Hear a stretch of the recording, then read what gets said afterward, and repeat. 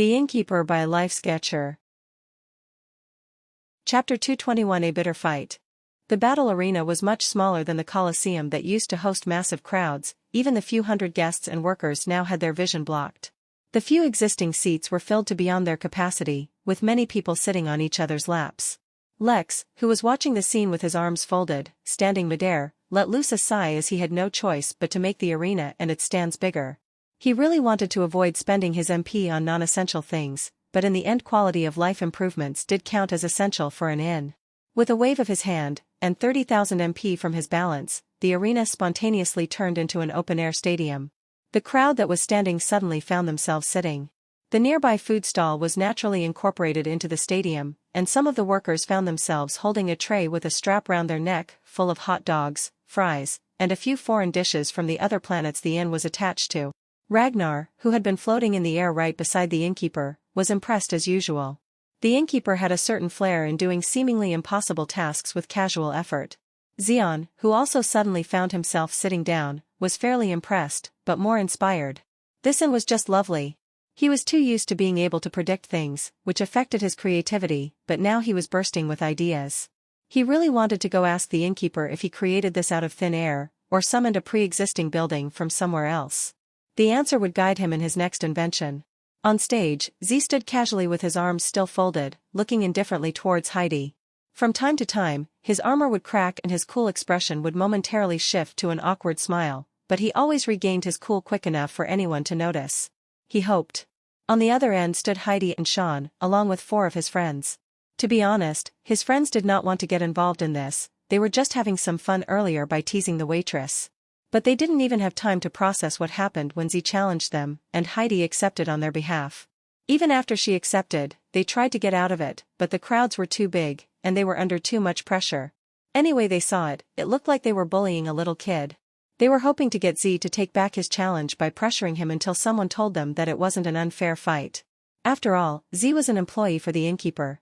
How could he be judged by normal standards? Maybe if they were able to fight him, or even beat him, they might be able to earn the opportunity to impress the Innkeeper and get hired by him. The logic of being rewarded by the Innkeeper for beating his own employee was extremely flawed, but from the point of view of these kids whose lives only revolved around their own needs, it made perfect sense. Everyone was split on who they thought would win, some anticipating the inn's employee to wipe the floor with these kids, while others thinking he would be overpowered due to their numbers. Lex was among the people who were undecided. Z, albeit his introverted personality, was not stupid, so he should know what he can handle. At the same time, Lex had never seen any of his workers fight, so he really didn't know what to expect. He hadn't even given them any techniques, only providing them with cultivation methods, so what could he really achieve? Just as the tension was slowly building up, and Heidi was furiously whispering to Sean, telling him how to attack, the Innkeeper finally spoke. I would like to give a reminder to stop the fight in a timely manner in case the opponent is unable to continue. I also do not want anyone attacking to kill. His voice was placid, as if he already knew the result, but was only speaking for the formality of it. As Lex did not like giving long speeches or dramatic build-ups, he directly said, "Begin." The group of teenagers from Troy Academy as well as Z were taken by surprise by the sudden start, but Z recovered first. True to his words, Z folded his left arm behind himself and extended his right arm forward and flicked his fingers, as if indicating them to come attack him. As if that wasn't provocation enough for the extremely prideful teenagers, music started playing, catching the audience by surprise. Then someone noticed that there was a Bluetooth speaker hanging from one of Z's belt loops, which was the source of the music. "What do you think you're doing?" Heidi asked, her body trembling from fury. Let alone being insulted as such, she felt like the level of disregard being shown to her was monumental. This kid was totally taking this fight as a joke. "It's my theme music," Z answered very seriously. "I'm still working on it, but all the heroes have background music when they fight, right? This is just an electronic copy of the music from Attack on Tetanus, but it's all I had right now." Unable to process what Z was saying, she let out a frustrated scream, before yelling at her partners. "What are you waiting for? Can't you see he's humiliating you? Hurry up and end this." Sean was a typical bully and liked to take advantage of people when no one was watching. Being under the scrutiny of hundreds of people made him hesitant, but his ego and pride prevented him from backing down. "Let's go," he said to his friends, as he slowly started walking towards Z, trying to look cool. 5 seconds later, when he was still walking and had not even covered a third of the distance, he suddenly became hyper-aware of the hundreds of eyes on him, and how long it would take to reach Z at this rate. Suddenly getting flustered, he let out an angry yell, and bolted towards him. Despite what Heidi thought, Z was taking this fight very seriously from the beginning. Seeing his opponents rush at him, Z's eyes suddenly shone with a silver light as he activated Regalia Bloom, the bloodline all the inn's workers seemed to share. From his pocket emerged a trading card of an anime Z liked to watch, covered in a silver light as well. A lot of the guests watching assumed it was some kind of weapon, the higher realm cultivators recognized it as some kind of card, and only some very few cultural connoisseurs from Earth recognized what it really was. After all, the figure of a small flaming lizard on it was unmistakable. Z waited till his foes were closer and, timing it perfectly with the beat drop, launched his attack. The silver card flew too fast for the kids to follow, and so Sean was caught completely unprepared when he felt the flat of the card smack him on the face so hard that he lost balance and tripped. While the attack itself had not been too hard, Z did not accidentally want to kill him, so he controlled his strength. The sound of the smack was like a clap of thunder that rang across the stadium. The crowd erupted in cheer and Lex secretly breathed a sigh of relief, but the four boys behind Sean panicked. The sound was loud enough to scare them, and the way Sean had fallen over made them assume it was a devastating blow. Feeling a mix of anxiousness, fear, anger, hesitation and confusion, they did the only thing they could think of, and attacked Z blindly. The man of the hour, Z, did not bother to move from his stance as his eyes followed the four boys who were trying to attack him from all sides. With a blinding silver glow, the card streaked through the air, smacking faces before anyone could get close. Since the attacks weren't strong enough to actually knock them unconscious, Sean and the boys picked themselves back up, thinking themselves hardened warriors who could resist a lethal blow. Battle cries drowned Z's music, and various techniques flashed through the air, but the symphony of slapping faces never paused, and Z had played his music on repeat, so it didn't matter if he missed any of the good parts. It was bitter fight and a testament to Z's endless will that he never flattered under the relentless onslaught. After all, standing still in the sunlight for so long had caused him to start sweating, and he had forgotten to wear deodorant. It was only a slight absolution from his plight that every time he hurled an opponent with a face slap worth of a Shounen MC, their bodies would blow a gentle wind that somewhat cooled him. In the stands, the Troy Academy principal didn't know whether to be relieved whether his students did not harm the innkeeper's worker, or embarrassed at their predicament. Any positive image Alexander had created for the academy during the midnight games had been wasted by these fools. In the end, all he could do was console himself by saying that it was an honor to lose to someone from the Midnight Inn. Yes, that was it. For all he knew, Z might even be the innkeeper's personal disciple. Yes, it was completely honorable to lose to such a fighter. On stage, Z finally used up 4% of his bloodline power. These were formidable enemies indeed. Chapter 222 Ragnar Gets a Room. While Z felt that the fight had gone on forever, barely a few minutes had passed. Even with him holding back, being slapped in the face repeatedly by a card reinforced by his bloodline power made Sean and the kids lay on the ground with swollen faces, unable to get up. Heidi instead, stood frozen. It was not fear that painted her face, but shock. Sean and the rest may not be at Alexander's level, to be honest, who was? Yet still, they had a decent standing within Troy Academy. Their physical fitness was high, they excelled at sports and they had all taken some form of combat training. Z's statement about fighting with only one hand had turned into a joke. From start to end, he had not moved an inch. She grit her teeth, but as much as she didn't want to feel pain, the dire situation had woken her from her privilege-induced rage. Vaguely, some of the things her father told her flashed in her mind, and, as much as she hated to do it, she walked forward. The rage, the frustration, the bitterness on her face only accentuated the audience's enjoyment. It was like watching a scene from a drama. Most of them did not even know what had prompted the fight, but that no longer mattered. In situations like this, the winner was in the right. They were waiting to see what she would do. Would she attack? Would she scream? Would she accuse him of cheating? Her actual decision surprised everyone.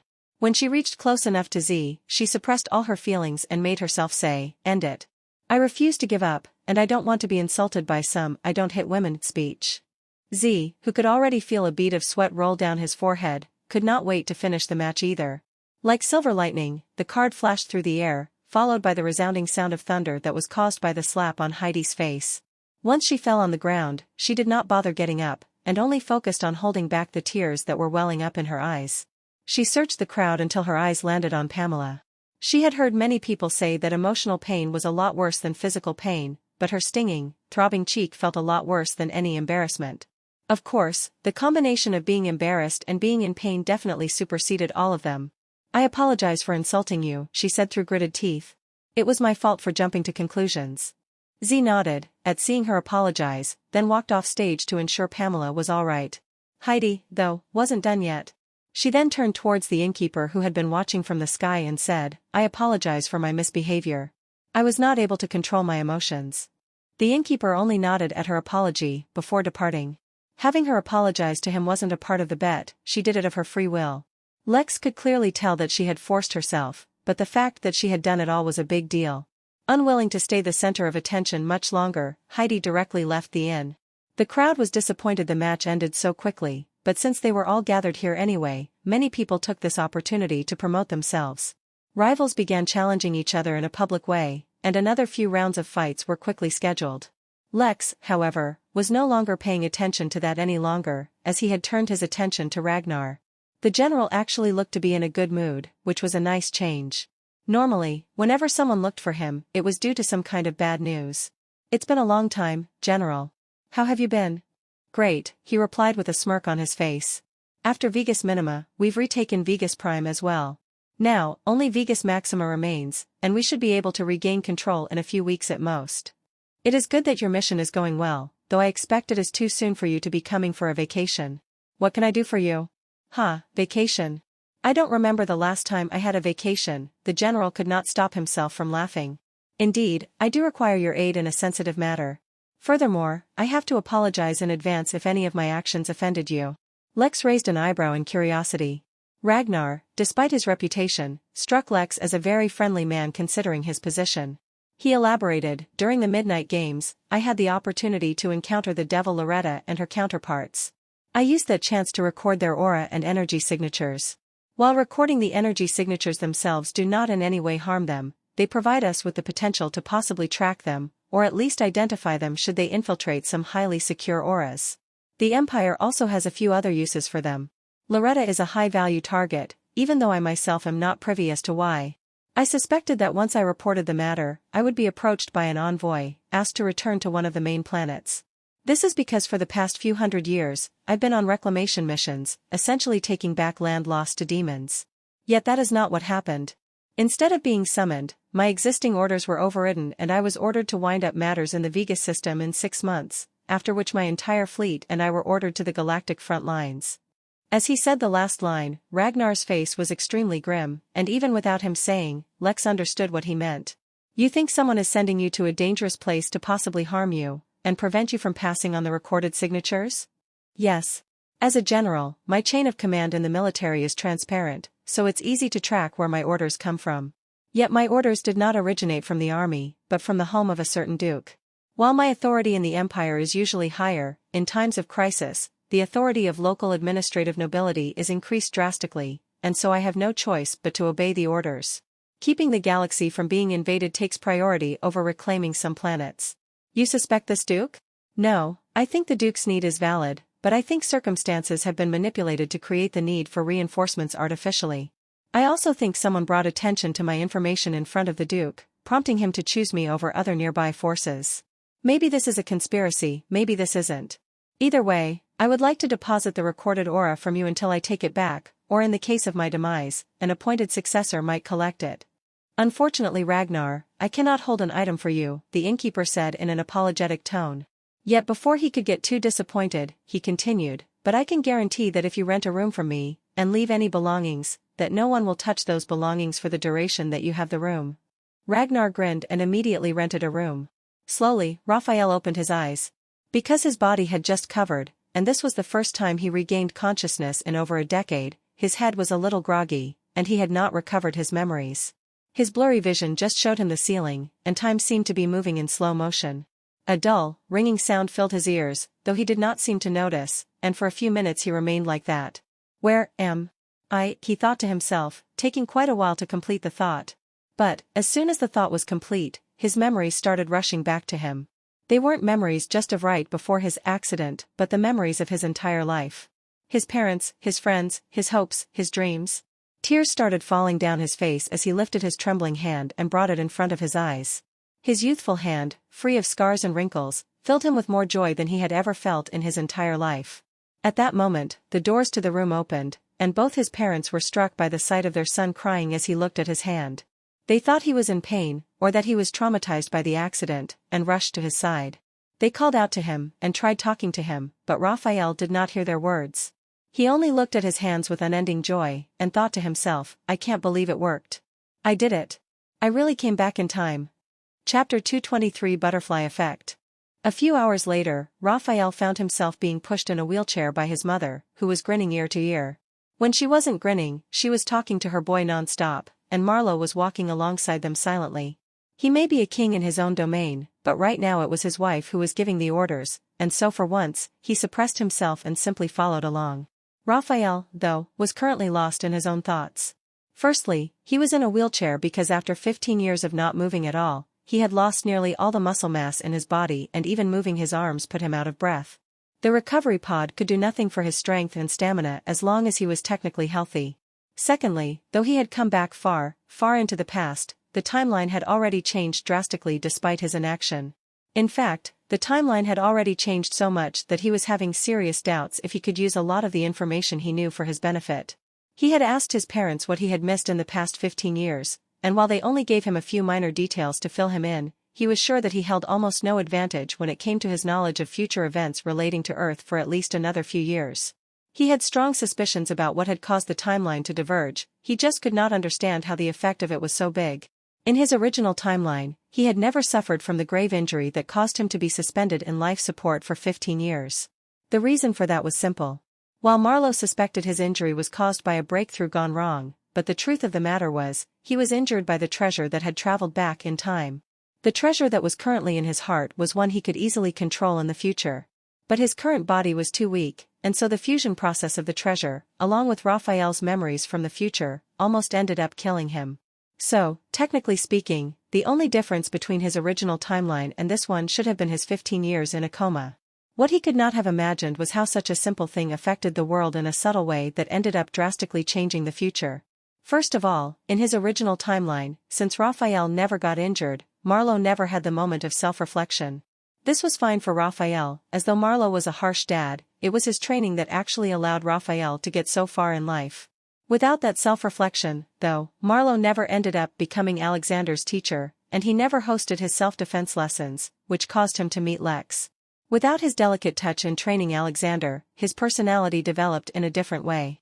Instead of being open-minded and humble in his approach to power, Alexander developed a ruthless arrogance that was rightfully fed from his relentless training and strength. That minor yet prominent shift in personality reflected in how he influenced the Morrison family to develop, and how they interacted with the rest of Earth. Furthermore, because Lex was never trained by Marlowe, his experience at Vegas Minima was extremely different, during which he nearly died and had to be treated in the recovery pod as well as ORR, which prompted him to take a drastically different approach in developing the inn. He was much slower in developing the inn, despite the quests and prompts from the system, and waited many years until his own cultivation was much higher before he started spreading the inn to the rest of the universe.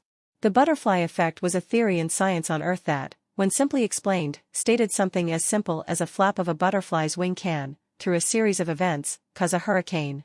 Similarly, Raphael had no way of knowing how far-reaching the effects of him being injured truly were. With Lex developing the inn slower, he would never have been able to help Tiffany, the little girl from Nibiru, never saved Chen and Blaine, never influenced the war in the Vegas system, never give Ragnar the opportunity to record Loretta's energy signature, never met Loretta's father, never have saved Fenrir, and so many other, seemingly minor things that would one day have monumental effects. With his limited knowledge, however, Raphael did know a few simple changes that had happened. When the Council of New Order attacked the 5 families in his timeline, the effects were extremely drastic, to the point where the ecosystem of the entire planet had changed. His father, who never got an opportunity to complete his new cultivation system, died during that war since he could not recover from his wounds. North America had become all but a desolate land. Massive shifts in tectonic plates under the pressure of countless battles ended up causing supervolcanic eruptions on the continent that not only killed most of the population, it would have clouded the earth in dust for years without the aid of technology. The war, which had been dubbed World War III, had also affected the mortal population so badly, which, followed by the subsequent food shortages, caused the global population to drop below 1 billion. When the situation was still not resolved, Fernanda ultimately revealed herself to the world and not only killed the 5 family heads for their incompetence, but all members of the council. She then became regent of Earth, ruling with the world with an unquestionable strictness. Many called her a tyrant, but under her rule, Earth made tremendous progress. Many more things happened, but of course they were much farther in the future. Raphael neither had any way of knowing if the events he knew of would still happen, nor was he currently focused on them. With the timeline changed, many of his initial worries were already resolved. All he needed to do now was wait for the treasure in his heart to fully heal his body till it was no longer crippled on the path to cultivation, something he knew for a fact it would be able to do, and then raise his cultivation. Though many problems had inadvertently been fixed, there were a few upcoming events in the future he strongly believed would not change. This mysterious place known as the Midnight Inn would help him tremendously, though had never actually been here in his previous timeline. But instead of relying on something he could fully understand, he planned on getting close to a few people he knew would be prominent in the future.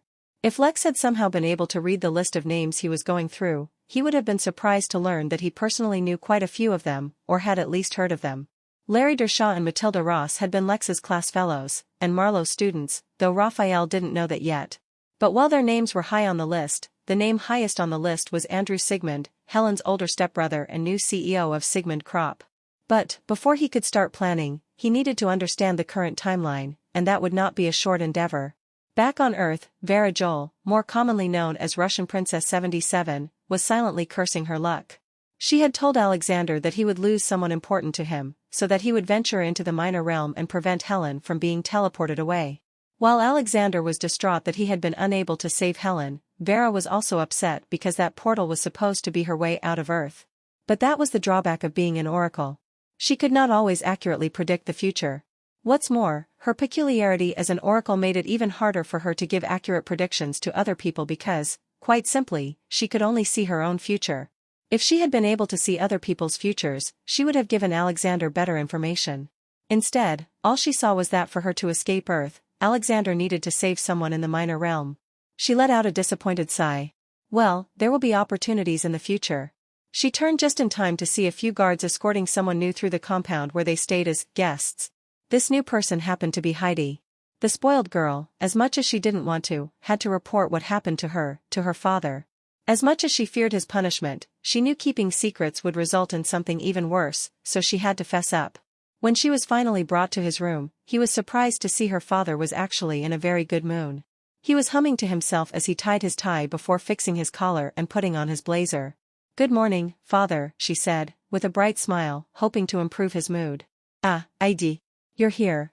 I have wonderful news. The Williams family is finally letting me out of this hellhole of a planet. Today is going to be a good day." Chapter 224-7 Nation Crystal Realm. "Ah, Heidi. You're here. I have wonderful news. The Williams family is finally letting me out of this hellhole of a planet. Today is going to be a good day." Heidi almost stumbled when she heard the news. Even with her best effort to maintain a smiling face, she could not stop her jaw from dropping as she continued to stare at her father. Heidi, along with all of her other siblings, were born on Earth over the past few decades, but they all knew that their father had a prestigious position somewhere out in the universe. They knew, because their father was very vocal about how disgusting it was to be stuck as a political prisoner. For an unknown amount of time, considering the severe lack of spiritual energy in his region of space, Earth had been used as a planet where the Williams family hosted their political prisoners. They were given free reign, as well as all the luxury Earth had to offer during their stay, but they could just never leave. At least until their purpose in keeping them prisoner was fulfilled. Heidi's father was being held because the Williams family he had heard so much about was pressuring the organization he worked for into giving them a good deal on something they were working on. Officially, Heidi's father was a guest of the Williams family, but unofficially he had been dumped on this planet until further notice. Considering his own personal worth, after a long, exhaustive negotiation, they had finally come to an agreement and he was allowed to leave. For him, this was excellent news. For Heidi and her siblings, not so much. This was because on Earth they had free reign to do whatever they wanted as long as they refrained from things like murder and kidnapping. Out in the universe though, Heidi at least had no idea how she would fare. Her father was not a traditional father figure. Not only did he not raise them personally, his severe detachment from everything related to Earth made her pretty sure he did not truly care for them either. Noticing her faltering expression, he asked, "What is it, child? Something the matter?" Heidi took a deep breath and then explained in great detail what had happened to her. She did not bother exaggerating or lying, she had never seen anyone successfully lie to her father. She was observing his face to see if his expression changed, but he continued to smile and hum. She did not know whether to be afraid or relieved. When she finished, her father pointed to an urn in the side of his room. You see that, dear? You know what that is? Heidi looked at it, but had never seen it before, so she shook her head. That urn is full of all the ashes of your siblings, the man said nonchalantly as he continued to pack. Heidi's face drained of color and she struggled to keep standing. You've all had good lives, I don't see any reason for you to complain about it being cut short. You see, I can't afford any liability, and you kids honestly, you've probably never done a single hard thing in your lives. Well, your siblings, not you. I'm proud of you for not quitting the match, and apologizing without being beaten into it. For that, I think I'll let you live. You can maintain whatever bank balance you have in your account, but from now on, you'll have to depend on yourself for everything else. Good luck, Heidi. I'm sure you'll make me proud. The girl finally couldn't hold it together anymore, and fainted, though that never stopped her father from continuing to pack. Once he was done, he simply took his luggage and left the room with only an urn full of ashes, and an unconscious girl still lying in it. Xion could not suppress his laughter as he felt the wind blow over its scaly body. He was lying flat over the roof of the golf cart encased in silver light, spreading its limbs like it was flying around. Gerard had to reinforce the roof of the golf cart with his bloodline power, which drastically affected how much he could speed up the cart, but he was determined to fulfill the guest's request. He had interrupted his retreat so that he could watch Z's match, and just as he was done, he ran into this new scaly guest that oozed endless enthusiasm. Pulling a handbrake made of silver light, Gerard abruptly brought the golf cart into a drift, the sudden change in direction launching Xion off the roof of the cart and straight into the lazy river. That was excellent, the drake roared as it climbed out, the drops of wate on its body causing it to shine. I'm glad I could fulfill your request, guest. Hopefully in the near future we will be able to upgrade my vehicle, which will allow me to launch you even further. Oh? You want to upgrade your vehicle? How so? A few changes to increase the power, and make its drive more flexible. I cannot promise when we will get our hands on the upgrades, but I assure you the ride will be even more excellent then. Do you mind if I take a crack at it? Xion asked as he observed Gerard's noble chariot with renewed interest. He had never seen anything like it, and it stroked his once exhausted curiosity. Gerard hesitated, wondering if he should consult the innkeeper on the matter first, but it was too late. The drake was breathing fire out of his nose to heat up its claws, and then began dismantling it. Gerard shrugged. Since he had already begun, there was no harm in investigating. Things at the inn were running smoothly, and though Lex had connected to a new planet, since he didn't leave behind any golden keys, he was not expecting a surge in guests anytime soon. This was perfect, as X-142 was the most ideal planet for him to send invitations to the expo in a few months, but one planet was not enough. Which is exactly why, after Lex renewed his gear and took care of all issues, he was ready to connect to a new planet again. The wooden ticket had served him well, so, hoping for the best, he spent another 100,000 MP on it, before crushing it to activate it. He was looking forward to a new selection of planets, but this time, the menu looked different. Planets available. Planet. Planet rating. Planet distance. Planet environment. Realms available. Realm, 7-nation crystal realm. Realm rating, 2 stars. Realm environment, a single crack in an otherwise perfect existence. Lex was extremely confused, but before he had the chance to ask Mary any questions, he disappeared in a flash of light. When he reappeared, Lex found himself facing a wall in the dark. He looked around, and found himself in a large hall that looked like it had been ransacked. There was nothing there except broken furniture and a dim, depressing mood.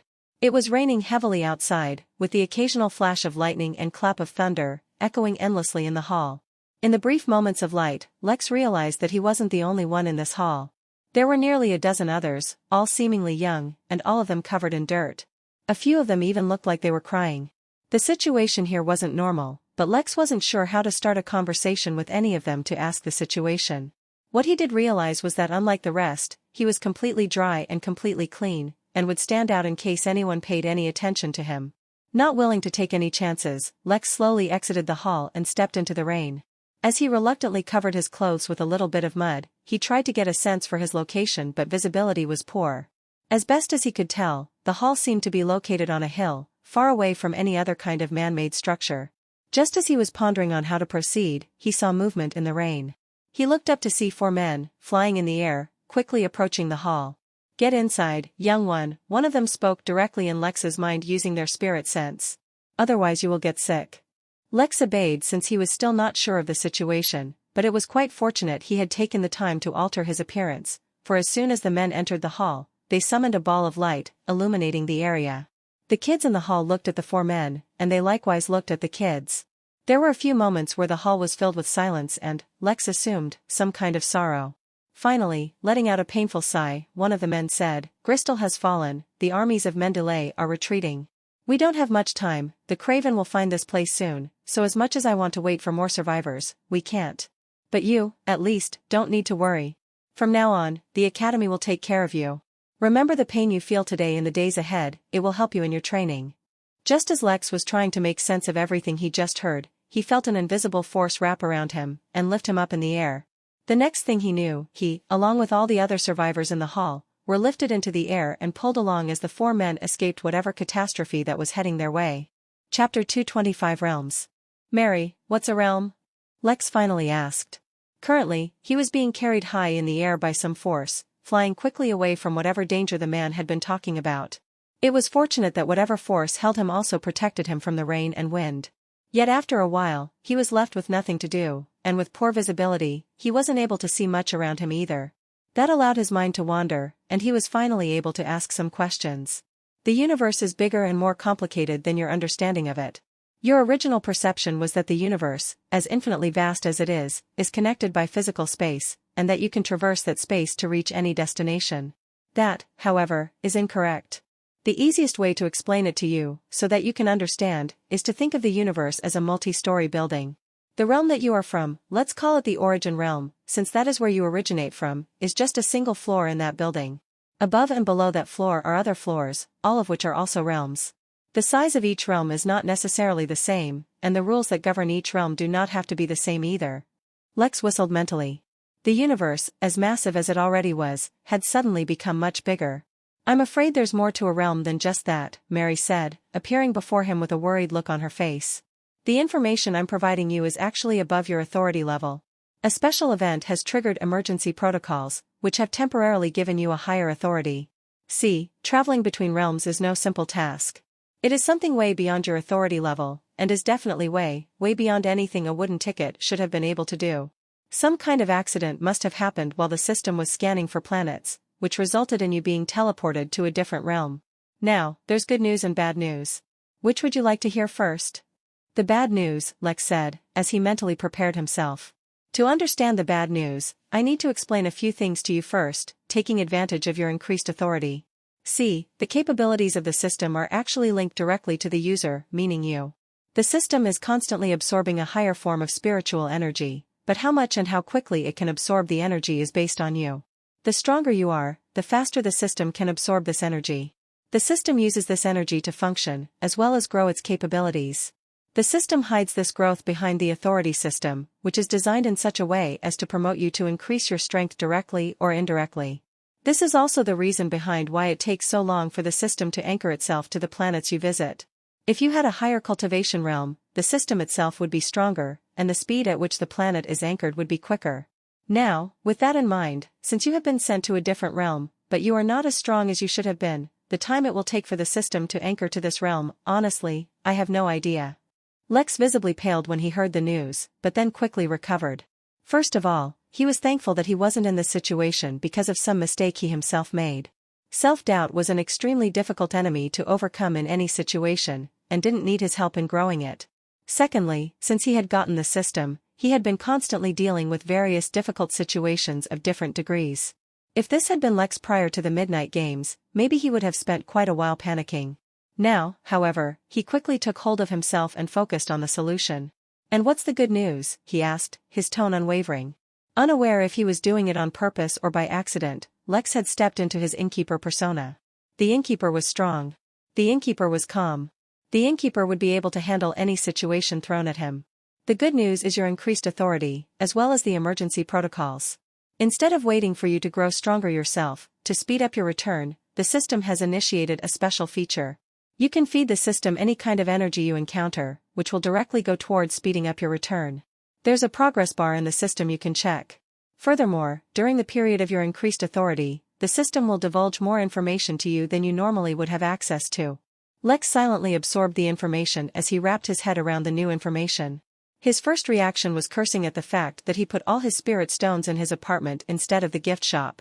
If they were in the gift shop, he would be able to immediately withdraw them and feed them to the system.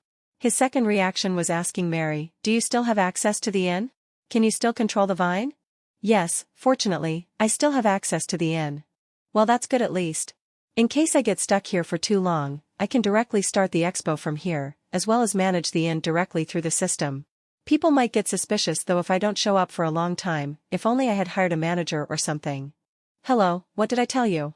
You have increased authority, which means I can directly appear as a hologram at the inn now. I can stand in as the manager while you're away." "Yes, that's a good idea," Lex said. At this point, he was not forcing himself to be calm, he still felt stressed and panicked somewhere in the back of his mind. He had just become trained in handling difficult things so that he was able to continue to function even in difficult times. "If I have increased authority, can I learn extra information about this realm?" "Yes, as a matter of fact, you can. This place is called the Seven-Nation Crystal Realm. Unlike the Origin Realm, which consists of planets and stars, this realm consists only of one gigantic land mass that covers the entire realm. The size of this realm is approximately the size of your solar system, and its name originates from the 7 dominant countries that rule this realm, consisting of 7 different races. There is something unusual about this realm that the system is unable to identify, mainly because the diagnostic function of the system is extremely basic. Whatever the anomaly is, though, it is likely whatever caused you to be pulled in. That's just my personal guess, though. Is there any way you can tell me anything specific about this realm and its inhabitants?" "No, not really. The system." Before Mary could continue to talk, there was a flash of lightning particularly close to Lex, and suddenly he saw something in the air in front of them. Before he could process what the thing was, or react in any way, Lex heard a loud boom, and it wasn't from the thunder. A fight had broken out in front of them, and 3 of the men who had been leading them started fighting the enemy while the 4th person quickly brought Lex and the rest to the ground. "Hide and wait for us," was all the man said, before quickly returning to the sky to fight. Lex tried to see if his fancy monocle could observe what was happening up in the sky, but it was too dark and everyone was moving too fast for even the fancy monocle to detect what was happening. "What are you doing?" one of the guys from the group whispered aggressively as he yanked Lex and pulled him along. It was still raining heavily and the ground had become very muddy, making it difficult to run, but the fear for their lives pushed the group to keep moving. Lex was surprised at the group's sense of unity, but that didn't change the fact that since all of their cultivation levels were below Lex, they moved very slowly. "Where are we going?" Lex asked the boy, pulling him along. He hoped they had a plan instead of running randomly, and indeed they did have a plan. It was to run in a straight line as far away from the fight as possible. "There's no use hiding, the Craven can track us using our body temperatures. The only thing we can do is get as far from the fight as possible and hope we don't get caught up in the crossfire." Lex had no idea what these Craven were, he had only gotten a glimpse, but they definitely weren't human. Despite knowing how weak he was compared to those fighting in the sky, Lex pulled out the heavy Harley. Then something crashed in the ground behind them, releasing a shockwave so strong they were all flung onto the ground. Lex quickly picked himself up and looked behind himself. He still could not see anything, so he may as well have just kept running. That's when the fancy monocle flashed in giant red letters, "Danger." Chapter 226 Craven. The glaring red letters screaming danger were telling Lex to run, but he suddenly found himself unable to move. It was not his body that refused to move, but his mind that was frozen. It was like his mind was dipped in sludge, where he was unable to complete even a single thought. He could only stand there, a silent observer of his own impending demise. Of course, even with his eyes open, he had to wait for lightning to flash before he could even see anything. Would he even have enough time? As it turns out, yes. Whatever was holding him captive made no moves, and after a minute, when lightning finally flashed, Lex was able to see a ball of black goo with broken bones jutting out in a crater in front of him. Whatever it was severely injured, which was fortunate for him, though that was a concept he could not comprehend currently. He was stuck, staring into the dark, with brief moments of light occasionally. In a way, his inability to think may have been a good thing, because every flash of light revealed the blob moving. It was inching towards Lex, bit by bit. After what felt like eternity, the goo had moved close enough for Lex to better observe it. It was not really some kind of goo or slime being, just that its flesh had been completely destroyed by whatever attack it suffered, leaving it in poor shape. Perhaps originally the creature had distinct features, as the various bones sticking out of its flesh indicated, but currently it was a disgusting ball of slimy black flesh, moving towards him. If Lex's mind were working, he may have been thinking of a way to escape, yet now, he only stood still, drenched in the rain. Up above in the air, the fight continued, either oblivious to what was happening down below, or too preoccupied to be able to help. The creature started to gain momentum as it closed in on Lex, and soon was only 20 feet away. The next time lightning flashed, it was at 10 feet. Soon, even in the darkness, Lex could identify a vague shape moving towards him. Suddenly, Lex's protective talisman covered him in a blue light, illuminating the black blob that was pressed against the shield generated by the talisman. 2 feet right in front of Lex, the black blob monster was right in his line of sight. There were no eyes, but anyone observing from a distance may have assumed the sight to be two lovers, staring each other in the eyes, a scene directly out of a romantic horror movie. The next moment a sword fell out of the sky and eviscerated the blob, freeing Lex from his prison. All the emotions that Lex was unable to feel suddenly hit him like a tsunami, overwhelming him and dropping him to his knees. "Good job holding the craven back," a man said as he touched Lex's shoulder and scanned his body for injuries. "The light attracted my attention, otherwise it would have been too late by the time I noticed. Just hold tight, child, we'll be done soon." The man quickly went back into the sky, but Lex barely noticed. His body felt extremely weak, and his mind was so tired he struggled to stay awake. In the back of his mind, he could hear Mary calling out to him, but he could not focus. Soon, the rest of the group that had been dropped to the ground surrounded him. They too had been stuck wherever they stood, but since Lex was the closest to the blob, he took the brunt of whatever attack it unleashed. In the end, he was unable to hold out, and fell unconscious. He woke up with a jolt, panic and fear gripping his heart, but there was no danger around him. He was in bed in a large hall, and his sudden movement attracted some attention, but not much. A nearby nurse came up to him and smiled softly. "How are you feeling?" she asked, her voice sweet like honey. "You've been unconscious for almost a day, so you're probably hungry, but it's best you don't eat anything until we know your condition." Lex was trying to recall what had happened, but his memories were slow to return. "My head's killing me." "What happened?" "I can't remember." "Headaches and memory loss," she murmured as the nurse pulled out a strange-looking device and put it against his forehead. "No concussion, seems like, yes, probably a mild destabilization of the spirit." "Very impressive." Once the nurse was done examining him and jotting down her findings, she turned to Lex and said, "You suffered from the coercion of an adult craven. Even though it was almost dead itself, it's very impressive you were able to stay alive under the circumstances. You've suffered some damage to your spirit, which explains the memory loss, but it's not enough to cause permanent damage. But, you don't need to worry. You're at the academy now, we'll take good care of you." "The academy?" Lex asked, confused. Slowly his memories were coming back to him, but he did not recall anything about any academy. "Yes, child, the academy. Take some rest today, I'll send you some food, and check up with you in the evening. That should be enough time for your spirit to recover, and then I can answer any questions you still have." The nurse left and soon brought Lex some porridge, which he slowly ate. The nurse's assessment of Lex's condition was accurate, but what she didn't realize was that had it been anyone else, their mind would have already been shattered. Since the nurse did not know the power of the craven, her assessment made sense. The only reason Lex's mind had been seemingly frozen, instead of directly shattered, was the impeccable defense of regal embrace.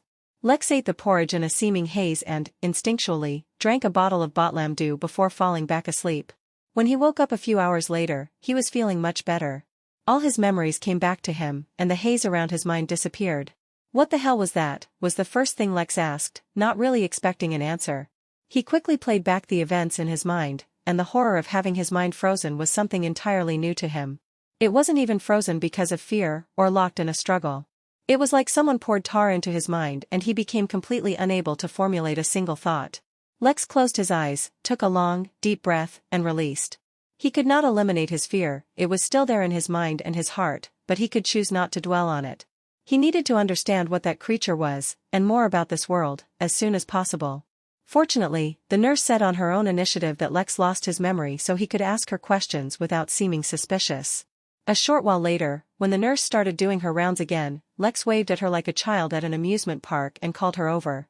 Giggling at Lex's antics, she came over and said, "I see someone is feeling better." "Better?" "No. Not at all. I feel miserable." "What the hell was that black blob thing?" "Oh, still some memory loss," she questioned as she observed him, but when she didn't notice anything else off about him, she shrugged and answered. "According to the report I was given, you were injured in an encounter with a craven, so I'm assuming you are referring to that." "What's a craven? Are there a lot of them?" At this point the nurse giggled, and felt like she was explaining the world to a child. "A craven is a craven, you saw it. What more am I supposed to explain? As for if there are a lot? You're from Bristol County, right? I don't know if you know this yet, but Bristol County was overtaken by craven." Very few people managed to escape, with you being one of the lucky few. The neighboring counties of Mendeley and Farwa have strengthened their borders, from what I hear. I've never been far away, but from what I hear, all 7 nations have a problem with Craven. So yeah, I'd say there's a lot of them. But, you don't need to be worried about that, for now at least. You're at the academy now, far from any border and extremely well protected, so you're safe. What's the academy? Oh dear, you really did go through a lot to have even forgotten the academy. This is the holy land of the Hum nation, the holy land of all humans. This is where the epitome of humanity lies, the dream destination of countless people. Whether it's in terms of crafting, woodworking, medicine, science, cultivation, politics or anything else in which humanity has even a modicum of success, it's taught here. For hundreds of years, all people who have been displaced by the Craven War are relocated to the academy, where they are taught whatever skill they can best use to contribute to the nation. In times of war, even a single free hand cannot be spared. So, prepare yourself. Once you're feeling better, you'll be off to the assessment center.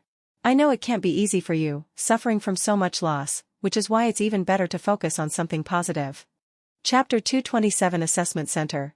The good news was, as Lex understood it, that he was in an academy, so he could finally undergo a systematic learning of cultivation. The bad news was, he was either expected to be a student, or work to somehow contribute to the war efforts of the nation. He wasn't against contributing per se, but that would likely make it harder for him to gather large amounts of energy for the system. Speaking of which, Lex opened the system and was surprised to find that it looked quite different. Not only were there many more options available to him, but the system was much more flexible in how it operated. This meant that, for example, if Lex wanted to start a service that wasn't officially offered by the system, he could have the system design it. An example of this was how the barber shop was something Lex designed on his own, but it wasn't inherently a part of the system. He could not upgrade the shop the same way he could upgrade everything else. Yet now he was able to ask the system to design a barber shop, and not only would the system create it, but it would automatically give it various perks.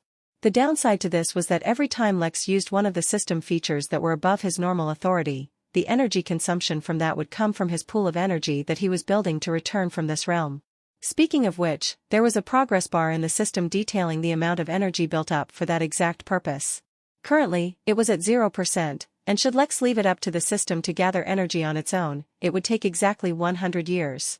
Ways in which Lex could contribute to the energy buildup included but were not limited to absorbing energy on his own, which would barely help, or deposit a large amount of spiritual stones or other treasures which had a high concentration of energy, go to areas with a general higher concentration of energy, etc. Lex spent the night planning ahead, and went over some of the more advanced features of the system he wanted to use. Although using them would slow down his return, God only knew when Lex would actually be able to return, and using these features would help him tremendously. Of course, he needed to wait till he had at least some energy at his disposal until he could use them. With his planning done, Lex decided to try something out. Since one of his most immediate priorities was to absorb energy, there was a possibility that he had the perfect helper for that. "Hey, World Seed Lotus, are you awake?" Lex whispered, as he rubbed his hand across the tattoo on his back. "Yes, Mr. Innkeeper, how can I help you?" Lex heard a drowsy, infantile voice in his head. He also noticed that the gentle stream of energy he was always receiving from the tattoo became slightly warmer. Maybe that was an indication of when the lotus was awake or asleep. "I'm looking for areas or items with a very high energy density," Lex replied in his mind. "You think you could point them out to me if I come near one?" "Okay, Mr. Innkeeper," the lotus replied, followed by the sound of a yawn. Once that was done, the tattoo returned to its normal temperature, indicating that it had returned to its slumber. Lex didn't know if the lotus would be able to help him, but he could only hope. Once he was done, he went to sleep, as tomorrow would be a long day. He was woken up early in the morning by the nurse, who took him for a checkup. After answering a number of questions, and ensuring the nurse that he was fine despite the fact that his memories did not return, he was escorted to a doctor's room. The doctor, an old man rifling through a hoard of papers, mumbling to himself, eyed Lex once he entered the room and told him to stand on the silver platform. The technology in this realm was quite advanced, but did not progress in the same way as humans on Earth who relied on a version of science lacking any understanding of spirit energy, and fueled by electricity. Here, not only was their understanding of science more complete, their technology was fueled by spirit energy. As soon as Lex was positioned on the silver platform correctly, the doctor turned it on. Small grains of light started floating upwards from the platform, and every time one would touch Lex, his body would absorb it. After a few minutes, the platform stopped releasing light, and the doctor indicated Lex to take a seat as he pulled up a hologram of Lex's body. A detailed report indicates that your spirit is still slightly injured, and you have a minor wound on your left temple. Neither of those are a major concern. I'll write you a prescription, and you should be as good as new in a couple of days. These wounds should not prevent you from undergoing the assessment, so I'll have the nurse discharge you. Lex was surprised that his left temple was still wounded. It was, of course, from the injury he had received back on X-142, but while it seemed his skin had recovered, his skull had not yet fully healed. Once Lex was discharged, the nurse returned all his personal items he had when he was admitted into the hospital, including his backpack, weapons and clothes. After that, she led him to a train that would lead him to the assessment center. Once you register for the academy, feel free to look for me if you're feeling under the weather, the nurse said as she winked at Lex. My name's Honey, from the School of Medicine. Before Lex could reply, the nurse had run off, giggling. Lex was dumbstruck. Had she been flirting with him the entire time, or was it just now? Completely unaware that he was grinning, Lex climbed onto the train, still thinking about Honey. She was definitely very pretty, and her voice was like a sweet melody. But this wasn't a good time to get caught up in a relationship. Or was it? As wonderful as it was catching the eye of a lovely lady, Lex snapped out of his stupor as he arrived at the assessment center.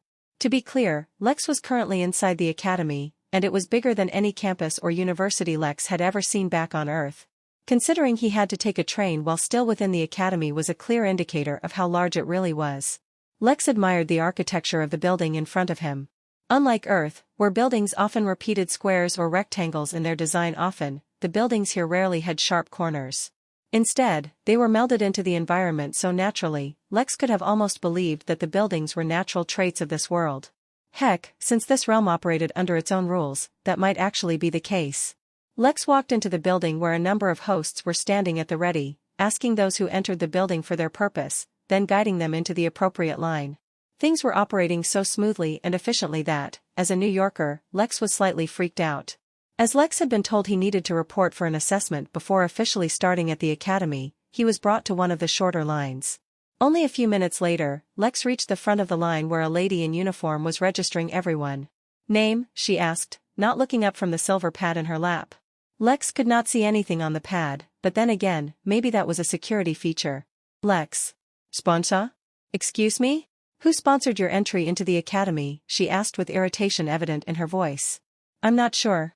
I woke up at the hospital, and the nurse told me to get assessed. Woke up at the? The woman was startled as she quickly looked up and seemed to recognize Lex. Oh, you're the survivor from Bristol? Please follow me. Your registration will be handled by someone else. Lex felt it strange that people knew about him. What the nurse told him made him think surviving an attack by Craven was a common occurrence, but special treatment meant something else. Whether this was a good thing or bad thing was yet to be determined, mostly by how much it would interfere with his plan. He was hoping the academy would be a good source of information, not just about cultivation and stuff, but about this world, or realm, whatever the correct terminology was. He was led into a room where a man in some kind of military uniform had been waiting. When he saw Lex he blatantly observed him, but refrained from saying anything, and only took the silver pad from the lady before she left. Now let's get started, shall we? The man said with a glaring smile. Somehow, his smile only made Lex nervous. Chapter 228 Fernine Village. What's your name? The uniformed man asked. Lex. Just Lex? Yes. All right, Lex from Bristol, stand on this platform, the man indicated to a silver platform identical to the one used by the doctor. My health has already been verified by a doctor, I'm good to take the assessment. This is not a health checkup, child, this is the assessment. Or at least, the start of it.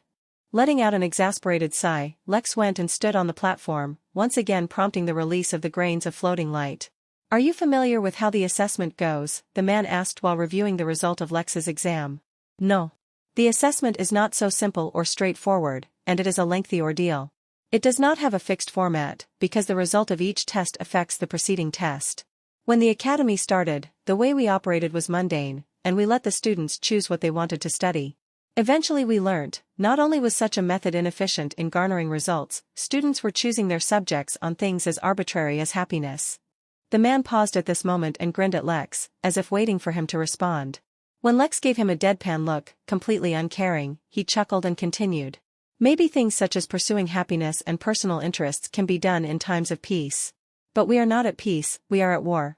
And not only that, we are in a war we have been slowly losing for hundreds of years. So, the academy is not a place for you to pursue your hobbies or passions, it's a place where your most useful skill is identified and then trained. People think they know what they are good at, or what they like, based on what they've experienced. But out of hundreds of professions and skills, how many could you have really tried? So, child, we designed an assessment to accurately determine what profession is most suited to you. The uniformed man paused again, but Lex gave him no reaction. He had plenty of experience with weirdos, and this guy was giving Lex very strong Marlowe vibes. Yes, he had yet to burst into maniacal laughter. But, his grinning every 5 seconds was creeping Lex out, and there was no way Lex was going to give the man more reasons to unveil his weirdness. Besides, as it was, Lex didn't care what profession he was assigned as long as it didn't hamper him from getting the information he wanted later on. With limited options, and a limited understanding of how things operated here, Lex remained silent, his face completely blank of all expressions.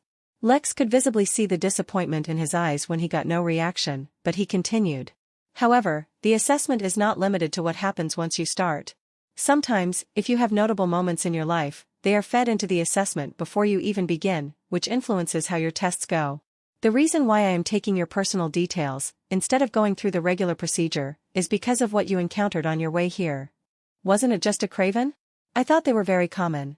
Just a craven, the man finally yelled in excitement, confirming Lex's suspicions that this man was kin to the Mad Marlowe. No, my child, that was not just a craven. I can't believe after facing that thing, you still have the guts to call it just a craven. I was actually the one to personally debrief the rescue party, and what you faced technically wasn't even a craven. It was merely the cut-off flesh of a craven, acting on instinct. But that's not what's important.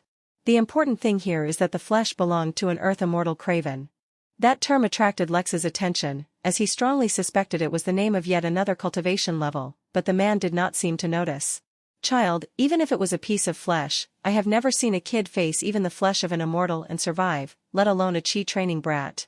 The how, the why, the maybe of it all doesn't matter to me. What matters is, all the other survivors gave testimony of how you faced the brunt of that being's focus, and your mind hasn't exploded. So, I am here to view your assessment personally, and to let you know, child, that the end result of the assessment can still be anything, but you're already being tested for the most elite special forces of the Hum Nation. The man grinned as he stared at Lex, as if he was looking at the most beautiful woman in the world.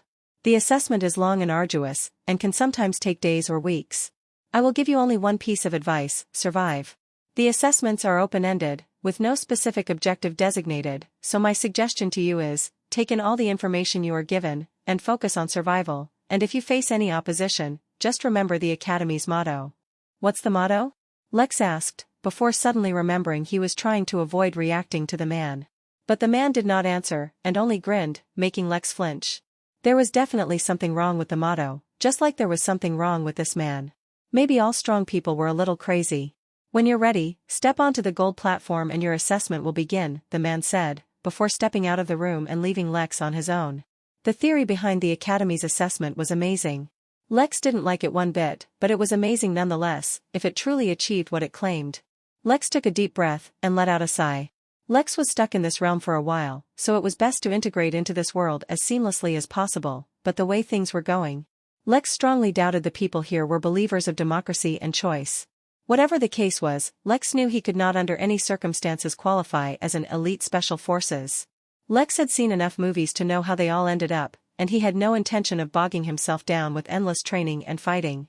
No one had stopped Lex from taking his equipment along with him, so, after checking if everything was in place, Lex stepped off the silver platform and stepped onto the gold one. A green ring of light seemed to skin Lex once, before Lex suddenly felt a whiplash and fell backwards. Suddenly, he was no longer in an office.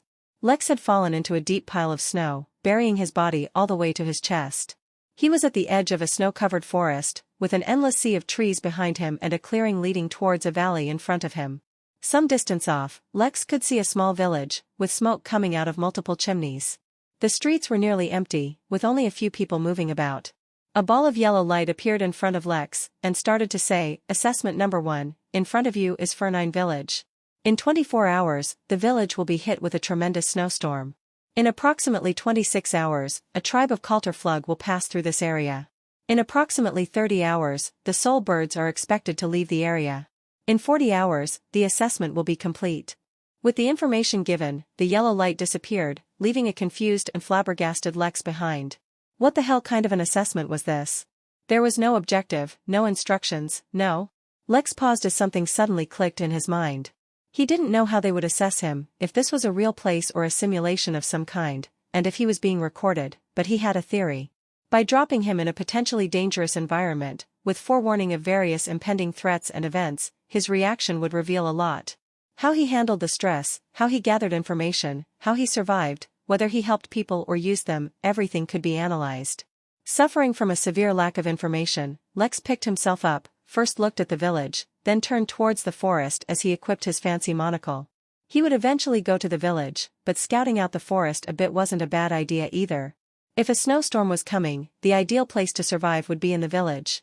But the building's strength and integrity also mattered a lot, not to mention they would need firewood, as well as a small supply of food. Since it was wintertime wherever this place was, hunting was probably hard, so fruits and nuts would be his main source of food. Of course, Lex had some dry rations in his backpack, but that was not something he planned on revealing to a village full of strangers. He also needed to find out what these cultivator and soul birds were. Chances were high that these beings were native to the area, and so the villagers would have at least some basic information about them, and how to deal with them if they became a problem. The most important thing to figure out was, could he get hurt during the assessment or were there some kind of safety measures? It would be a bad idea to kill your students before you even had a chance to teach them anything, but this wouldn't be the first society to take a Spartan approach to training, and Lex didn't want to take any chances. Just as Lex was monologuing in his mind, Mary reappeared after a long time. "Hey Lex, there's a situation at the inn," she said, looking awkward. Chapter 229 Husband and Wife. What happened? Lex asked calmly, keeping himself from expecting the worst. Being a universal business owner meant constantly putting out fires. He no longer let something as minor as being trapped in another realm, or hiccups with his primary business, cause him to panic. "Well, remember how you were searching for people with special skills using the mystery trial? A couple showed up yesterday, both went into the mystery trial, and after a few tries, both of them completed the trial. On top of that, the husband is a swordsman, and the wife is a historian, two of the kinds of people you were looking for. I cannot see what prize the trial gave them, but they both seemed very pleased with the results, and wanted to talk to you. Since you obviously cannot meet with them, I took the liberty to do so, but I cannot help them with their concern. Both of them want to be hired at the inn." "That doesn't sound like a problem. Why are you so embarrassed?" "Well, it's the first time I appeared in front of a guest, and I really wanted to help them, but anyway, with your increased authority you can scan them even though you're not at the inn. And then, you can initiate the hiring test via the platinum key directly from there as well, if you wish."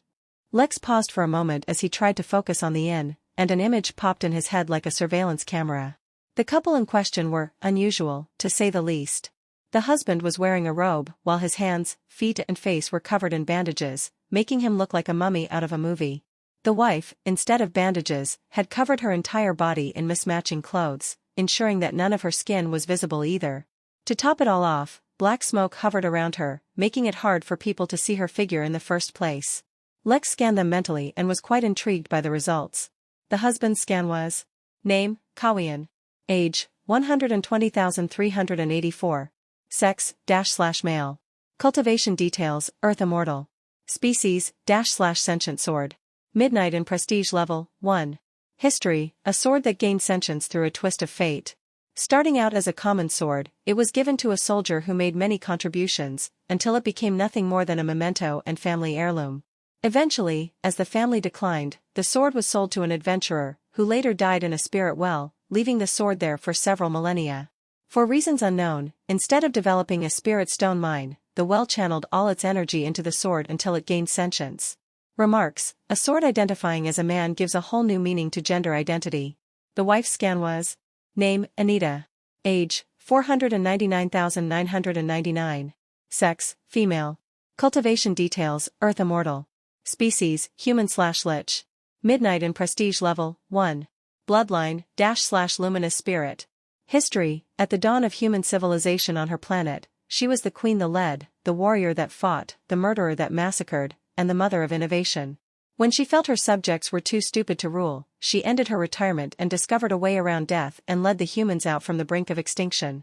Then, one day, she decided to nap, but forgot to wake up. 350,000 years later, she was woken from her slumber by the sword that became her husband. Condition: the patient has been pregnant for 2,950 years.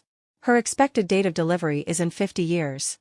The patient is in an extremely weakened state and should avoid strenuous activities such as traversing space, disinfecting in active volcanoes, leading a revolution against the zombies, trying to subvert fate and relinquish the control of her own destiny, etc. Remarks: impending motherhood has made her docile. She no longer tortures the souls of her enemies and even lets them go sometimes.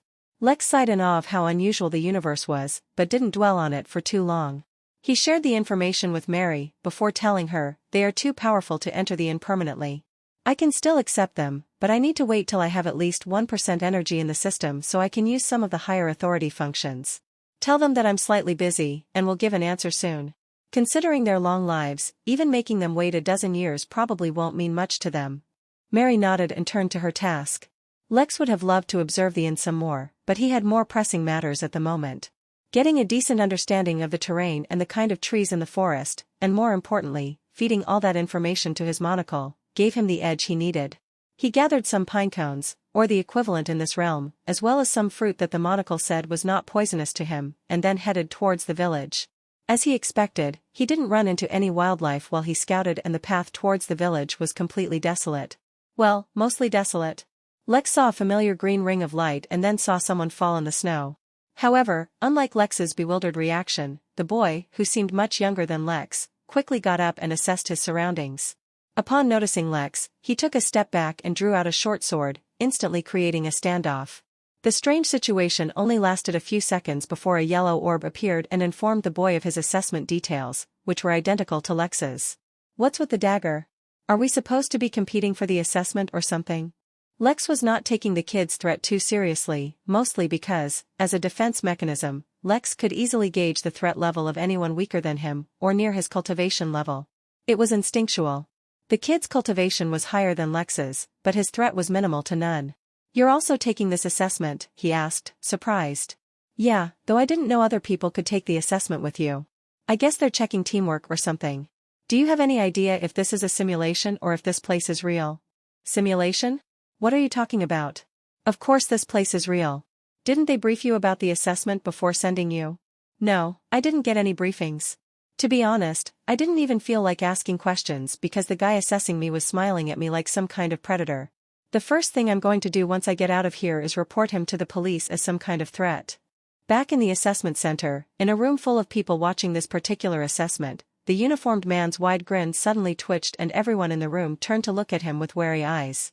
He's just joking, the uniformed man managed to say between gritted teeth, right before Lex said, I swear I'm not joking. It was so creepy, I would have jumped into a lion's den without asking questions to get away from him. Speaking of which, do you know what the Academy's motto is? Also, if this place is real, does that mean our life is in danger? The man's face spasmed as he tried to control himself, but that made his grin look even creepier. Back on the snowy mountain, the kid explained to Lex, our life is not in danger because as soon as it's threatened, we'll be teleported back. But, if that happens, that'll affect our assessment score. To pass the assessment, we just need to survive long enough for the assessment to end. But barely anyone does that. The more stuff you do, the better and more accurate your result will be. A snowstorm is coming, not to mention a tribe of cultivator. We can survive on our own if we hide or run far away, but the damage that village will suffer is real. Their houses could be damaged and lives could be lost. Even if I have to risk cutting the assessment short, I can't just ignore real human lives over something like that. Lex thought for a second. Even with his increased strength, he would not risk being without shelter in a snowstorm. Hypothermia was a real risk, even to cultivators, not to mention any other danger a snowstorm would bring with it. That was absolutely fine because it had never even occurred to Lex to run away from the village like the boy was suggesting, but if he planned on helping out, he needed to understand the incoming dangers some more. Do you know what a cultivator is? Because I've never heard of it. And while we're on that topic, why did you dismiss the soul birds? Are they not a threat? How do you not know what a soul bird is? The boy asked, genuinely startled by Lex's ignorance. Even the uniformed man and his team who were watching the assessment frowned at this revelation. Lex shrugged as he casually answered, I suffered some damage to my spirit and lost some memories. The nurse told me I'll either get them back or make up for them. But, how bad is your memory loss if you even forgot that? How could they let you take the assessment like this? Upon seeing Lex only casually shrug, the boy pointed a finger up into the sky towards the sun. That up there is a flock of soul birds. They're the primary source of light in our world. Chapter 230 False Expectations. Lex's jaw dropped as he looked up into the sky with squinted eyes. It was only then that he noticed that what he had so far assumed was that the sun seemed to be moving in the sky. The birds were too bright for Lex to observe them directly, but now that he was looking up in the sky, he was able to notice that there was no great ball of fire in the sky. It was only now that Mary's description of a realm had sunk in. This realm or world or large landmass, whatever it was, existed as a single entity as large as Earth's solar system. First of all, that was so much land that Lex found it difficult to comprehend. Secondly, if the entire realm existed as one landmass, how did the seasons work? What was the distinction between night and day? What would happen if you kept traveling directly up? Would you hit some kind of ceiling? What would happen if one of those birds wanted to take a rest and flew down? Were they just a source of light, or were they extremely hot as well, like the sun? How did the plants survive if this world was dependent on birds for light? Was there a secondary source of light? Lex suppressed all his curiosity and focused on the matter at hand. His survival was not in question since he would be pulled back if his life was in danger, but that did not mean he was looking forward to being pushed to that brink. The birds were a matter he would look into later. It was clear to him now that he lacked certain common sense and knowledge when it came to this realm, so sticking with this kid would be for the best. After all, between these craven everyone was at war with, and these birds that gave sunlight, soullight? Basically, with all the weird stuff going on, he had no idea what to expect. "My name is Lex," he introduced himself. "My memory may be foggy, but I think we'll do better if we stick together, don't you? My combat skills are not bad, so if we encounter any danger I should be able to take care of it." The boy quickly went over a few thoughts in his mind, and suddenly realized this for the opportunity that it was. If he could get Lex to follow him, it would show leadership skill in his assessment, and affect his final role. "The name is Drum," the boy said, putting his short sword away finally. "Since your memory is affected, I think it might be a good idea if you follow my lead. This is already my third assessment, and I did really well in all the previous ones, so this should be no different." "What's the plan then, Drum?" Lex asked, neither saying yes nor no to his suggestion. Although Lex himself had the idea of using the kid to cover his gaps in knowledge, taking orders from him felt icky. Of course, that didn't mean he wouldn't listen to good sense when he heard it. Besides, the feeling had nothing to do with the kid in question. Rather, Lex had gotten so used to being in charge and then giving orders as the innkeeper, suddenly taking orders felt wrong to him. That was also part of the reason why Lex was so uncooperative with the uniformed man. Lex had no authority here while that man could do as he pleased, a thought that was off-putting. Drum didn't seem to notice, and started heading towards the village. "They need to be warned about the snowstorm and everything else. We can just tell them we're students of the academy, that should help convince them that we're telling the truth. And, to answer your earlier question, I don't know much about cultivator, so we can also collect some information about them if the villagers know anything. Do you have a student ID or something to prove what you're saying? Unless you do, I suggest we own up about taking an assessment, and be truthful about the incoming dangers. More importantly, we need to find the village head, or someone well respected in the village. Explaining the situation to one person will be a lot easier than explaining the story to every person in the village. Once that's done, we can take suggestions from him about how to plan for the upcoming storm. A native of the area would know better than us about how to survive in these conditions." Drum nodded and accepted Lex's suggestions. As long as he was the one walking in front, and the so-called party leader, he was completely fine listening to Lex's suggestions. As the duo approached the village, they discussed ways in which they could help overcome the incoming issues. That's when Lex realized that he was severely lacking in skills. Drum boasted some basic woodworking and engineering skills, which should help reinforce some buildings if required, as well as advanced knowledge of formations. Well, advanced for his level. Either way, the only help Lex could provide was manual labor. While Drum's ego was boosted seeing how he was more skilled than his older counterpart, Lex was actually happy with how things were turning out. The more Drum shined, the less likely he would be selected for some elite squad. All Lex wanted was some decent guidance on cultivation and access to a library. He had no idea how he would gather the energy he needed and would have to do plenty of research. The duo attracted quite a bit of attention as they neared the village, as two men walking through waist-high snow to reach an unremarkable village was not a common sight. A small crowd of what Lex assumed was the patrol or volunteer guards waited for them on the boundary of the village. "Ahoy strangers, you're pretty far off from civilization. Are you lost or something?" one of the men yelled towards them. "Not lost, we're assessment takers for the academy," Drum yelled back, which seemed to garner a positive response. "Take us to your village elder, we need to have a discussion with him." The modestly armed villagers happily escorted Lex and Drum to the village leader so that they could talk, and so that they'd be near at hand should the leader decide the two were untrustworthy. Drum explained the incoming danger, as well as how they knew the information. There was a risk in doing this, for if the villagers didn't believe them, then they would have no recourse. If they had instead lied and just asked for lodging, and weathered the storm while hiding and not informing anyone of the incoming danger, it would have been easier to survive, but it would have also affected how they would be designated. Drum had explained the grading process to Lex. The assessment would give two results, the first being what profession was most suitable for the student to pursue, and the second being their grade within that profession. For example, Drum explained that he hoped to be designated a formation master. But not all formation masters were the same, as some were better than others. The better your grade within the profession, the more you would be nurtured by the academy.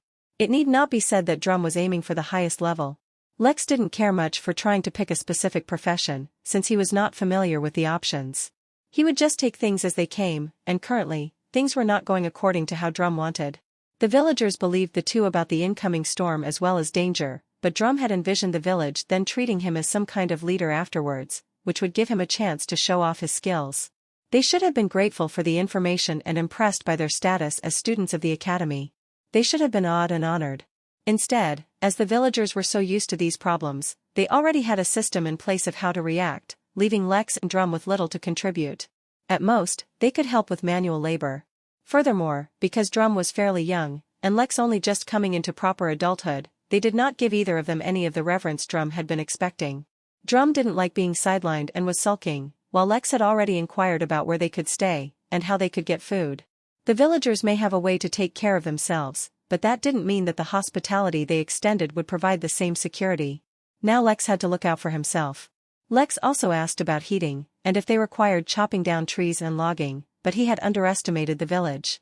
All the houses had central heating, powered by spirit stones, with each house having its own independent supply so they didn't need to worry about power loss during the storm. Chapter 231 Another Programming Language. How can you be okay with this? Asked an exasperated Drum. It had been a few hours since they arrived and both he and Lex had been given one room to share in the village leader's house. While Drum had tried hard to impress upon the villagers that he could help reinforce their buildings, or perhaps build some formations, the villagers did not take up his suggestions. First of all, their houses were not weak structures, and had survived their fair share of snowstorms. Secondly, due to the weather in these parts, they had encountered many wild beasts and so long as they stayed inside their well-built homes, they would be fine. Not only were their homes sturdy, the wood they had used was actually an excellent insulator, so they could remain warm and cozy even in the harshest of conditions. The only thing they had to care about was food. If they don't want our help, then it's not like you can force them. Just take your own precautions. The assessment will last a long time, and I don't like relying on others. Maybe you should scavenge some food, 40 hours is a long time. Or, if you really want to build a formation, build one in our room. We tried to help the villagers, if they don't want help it's on them, doesn't mean we need to risk our own lives. Fine, let's go scavenge what we can. Not right now, I'm taking a nap. Lex's reply irked Drum, which in turn entertained Lex. Once Lex was done with his nap, they went out to gather some more food from the forest and helped out around the village however they could. Once they returned to their room, Drum confessed that he couldn't build a formation because he didn't have any of the materials required, as he had hoped that the villagers would be able to provide him with the basics since he was supposed to be helping them. That reminded Lex of the ring John had given him, which stored a book about arrays. Since they were stuck in a room for 40 hours, or so it seemed, Lex took out the ring and started reading up on it. The books did not seem to be written in an instructive format, but was rather the author's introspection on the topics being discussed. Let alone the universe, even a single galaxy was too wide a scope for the author to speculate on the origin of formations and arrays within it, so he simply discussed how he himself first discovered them. It started when the author became the strongest being on his planet, but was not strong enough to actually leave the planet, nor was his civilization technologically advanced enough. With endless power and nothing to do, the author began to explore his world when he encountered a strange phenomenon. There was a single point in an otherwise unremarkable place that had the highest concentration of spirit energy he had ever seen. But the energy only covered roughly 10 square feet of area. A single step outside, and not only would he return to an area of common energy concentration, he could not even detect the higher concentration energy, as it was perfectly camouflaged. After studying it for a while, he discovered that there was no hidden heritage or overwhelming secret. The way physical features influence the common world, like wind speeding up in a valley or the chill of winter turning rain into snow, so too were various coincidental spiritual features resulting in this specific outcome. The small area happened to be above the tip of an undiscovered spirit stone vein. But the vein was covered by a certain type of rock that acted as an insulator. However, a recent earthquake caused a crack to form, which allowed the spiritual energy to break through. Then, there was a certain type of vegetation in the area that had deep roots and absorbed any stray spiritual energy, but the specific 10 square feet area was devoid of roots as it was host to a kind of insect that fed on roots. Long story short, basically a series of seemingly mundane events led to a phenomenal result. That's when the author started experimenting, since he literally had nothing better to do. He did not delve into the nature of his experiments, and skipped directly to the result. According to the author, formations and arrays both were simply taking the mundane and using them to produce extraordinary results. After that, the book was abridged and directly went to the topic of arrays. Lex read for about 5 minutes before he facepalmed. Then he read the description again and then facepalmed one more time. Drum noticed Lex's strange behavior, but he was not in the mood to inquire. After a few minutes of feeling sorry for himself, Lex resumed reading the book. The author gave a long and convoluted, as well as unnecessarily philosophical explanation for what arrays were and how they functioned. Lex, instead, could define an array in 3 words. It was programming. Arrays could theoretically do everything a formation could do, albeit a weaker version of it, but the benefit was that arrays did not require any external material the way formations did. Arrays only required the array master, spiritual energy, and a series of symbols that the author had categorized as the universal language. The symbols weren't really a language, but the author observed that when spiritual energy was manipulated in certain shapes outside of one's body, in the natural environment, they gave birth to certain effects. The author compiled these symbols by studying things that existed in nature. For example, by studying a plant that released frosty spiritual energy, after a lot of trial and error, he was able to surmise a symbol that did the same, again, on a much weaker level than the actual physical plant. The symbol itself was identical to the venation of that plant. After collecting thousands of such symbols, he gathered them together and called them the universal language, since these patterns were what the universe used to express its design. Of course, just having the symbols was not good enough. He needed to understand the grammar of the language to understand how the multiple symbols could be arranged. So much fancy jargon, but to Lex, it meant something simple. An array master was the programmer, the array itself was the software, and the universal language was the programming language, and the grammar was the syntax. No doubt, arrays were an extremely useful tool, as the author had given many examples of scenarios where he had used them, but just thinking about the fact that Lex had to learn yet another programming language made him facepalm. Chapter 232 Death Flags. As daunting as it was, trying to learn another programming trying to learn arrays, Lex only paused temporarily to lament. Once he got it out of his system, he continued to read the book. The first and most basic principle of arrays was that to use one, you needed to control spirit energy outside of your body. This was not something chi training cultivators could do, but the author had stated a few ways around this drawback. To use any of them though, Lex would need certain tools which he did not currently have, so he skipped that part and continued onwards to how arrays worked. It was, both very simple, and yet complex at the same time. Perhaps because Lex was used to writing code, he was used to thinking in a systematic manner which would allow him to create working software from scratch. In this scenario, he could understand the building blocks of a functioning array and could envision how to reach a certain effect from scratch. It remained to be tested if things would be as simple as he assumed, but, in theory, it should be. What was hard for him was memorizing the thousands of symbols and their subsequent effects. Actual programming language was easier for Lex to learn because it was written in English and the syntax was usually designed to make sense. These symbols, however, were not an actual language and did not have meanings but effects. Lex could already tell that it would take him a long time before he began to grasp the nature of the symbols well enough to make his own arrays rather than copy existing ones. Of course, it must not be forgotten that even copying existing arrays was not a simple and easy task, or else everyone would be doing it. Lex lost himself in studying so deeply that he did not feel the time pass at all. He did not notice Drum pacing in the room, nor when a soft, constant buzzing sound started to creep into the room. For Lex, it felt like one moment it was complete silence and he was engrossed in his studies, and the next second a loud, constant scraping sound filled the room, breaking his concentration. "What's that?" Lex asked in alarm. "It's the snowstorm," Drum answered. By now, he had calmed down and was meditating in a corner. "It's odd because only 18 hours have passed since I arrived. The snowstorm is early." Usually, the Academy's information is accurate. Were the villagers able to finish their preparations? Yes, though when they saw the storm on the horizon, even they were worried. It's larger and faster than usual, which could mean trouble. I asked about the cultivator. They're an unusual species of spirits that live in snowstorms. They fuse with snowflakes or hail, and are extremely vicious. They have short lives, but are generally very strong and very violent, and will attack any living thing caught in the storm. Sounds excellent. Any idea on how one is supposed to fight them? Or at least, hide from them? When they're born, they're very small, but the more time they spend in the storm, the bigger they get. Small ones are easy to deal with if you are able to hit them. A simple bash of any kind will destroy them. But the bigger they get, the harder they are to deal with. Not only does their defense increase, the ones made from snowflakes have extremely sharp bodies that could cut you in half in a split second. Again, the only real way to fight them is to destroy their bodies. Lex rubbed his eyes. This was excellent news. Who didn't love being stuck in a snowstorm surrounded by monsters that grew stronger the longer they spent in the storm? The assessment didn't state how long the storm would last, but I'm going to assume it'll last the entire time we're here. The cultivator may be weak in the beginning, but they'll grow stronger towards the end, which is why we should get as much rest as we can, Lex said, as he put the book away. He ate most of the food he had managed to scavenge and then lay down to sleep. Despite the constant noise, it was not a problem for Lex to fall asleep.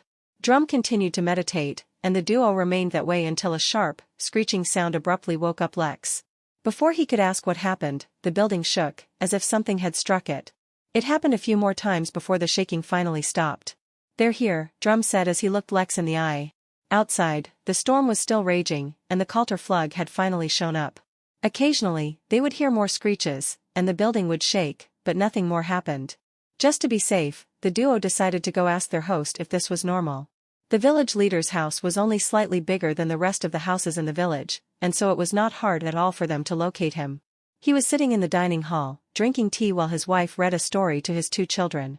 Seeing them so calm and peaceful, Lex was able to relax a bit and set his worries aside.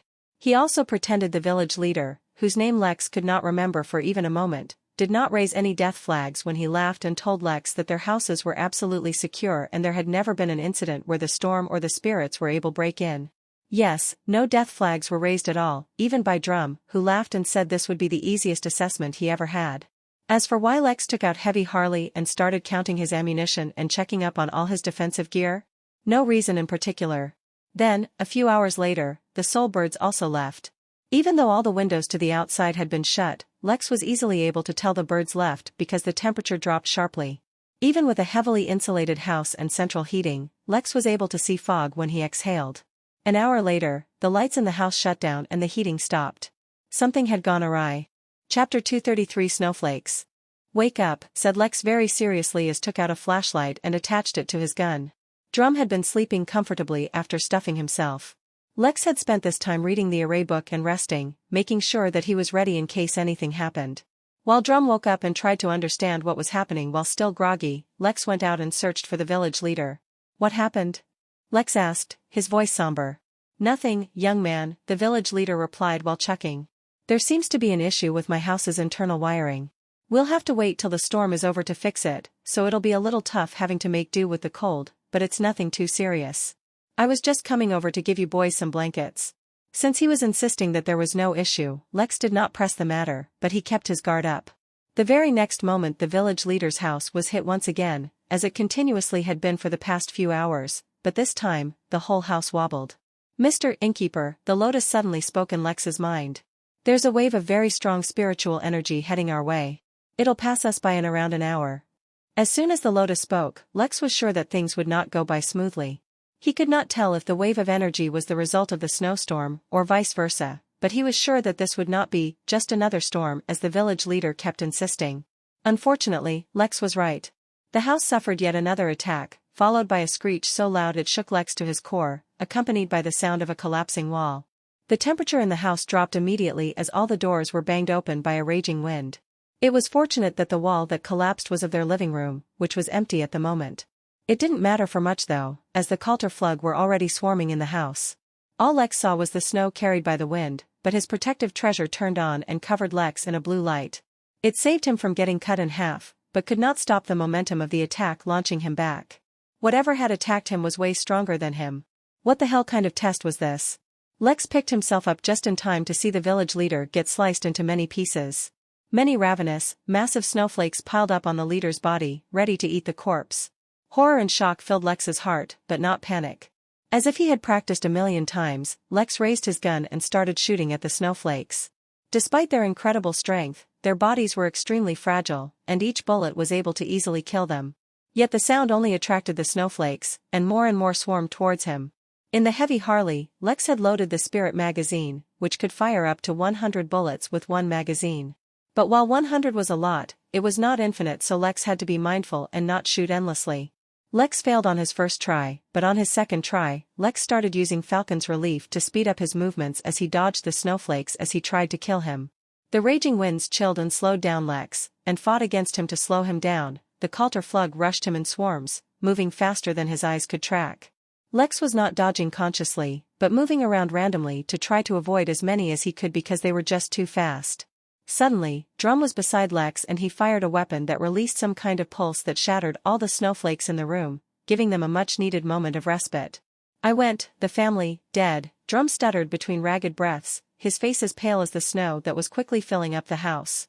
"We need to hide," Lex had only begun to say, when more cultivator, this time even larger than the previous ones, entered the room and rushed at them. It was too dark for Lex to have noticed them when they entered, and by the time he saw them, they were mere millimeters away from Drum's neck. A light flashed, and Drum disappeared, causing the clump of snowflakes to fly right past Lex. No longer wasting any time, Lex started running again, but could not dodge an attack that once again flung him across the room. "Shit," Lex cursed as he hurried to pick himself up. His protective treasure managed to keep him from taking the worst damage, but it still hurt like hell every time he was flung around like a rag doll. But this time, despite Lex's quick reflexes and endless resilience, the cultivator were too strong, too many, and too fast. Smart enough to realize attacks didn't work on Lex, they latched onto him harmlessly and dragged him out of the house. At this point, Lex could not even shoot because the snowflakes were hugging his body so tight he could not move, and the hand holding the Harley was pressed against his chest, aiming directly at Lex's mouth. Yet while they restrained him, they made sure not to hurt him to avoid triggering his treasure. Everything was happening too fast. Lex felt like he was on a roller coaster that never stopped spinning. Unexpectedly, once they brought him out of the house, they flung Lex into a pile of snow and backed off. Dizzy, groggy, beaten and in pain, Lex picked himself up, his will still raging to crush some snowflakes. Yet, when he got his bearings, he froze. Hundreds, no thousands, no millions of cultivator of all shapes and sizes surrounded him, looking at him even though they had no eyes. The village was already gone, the houses already reduced to rubble, with little proof left that humans had once lived here. He felt their hunger, their cruelty, their desire to consume everything as they surrounded him. Yet none of them moved.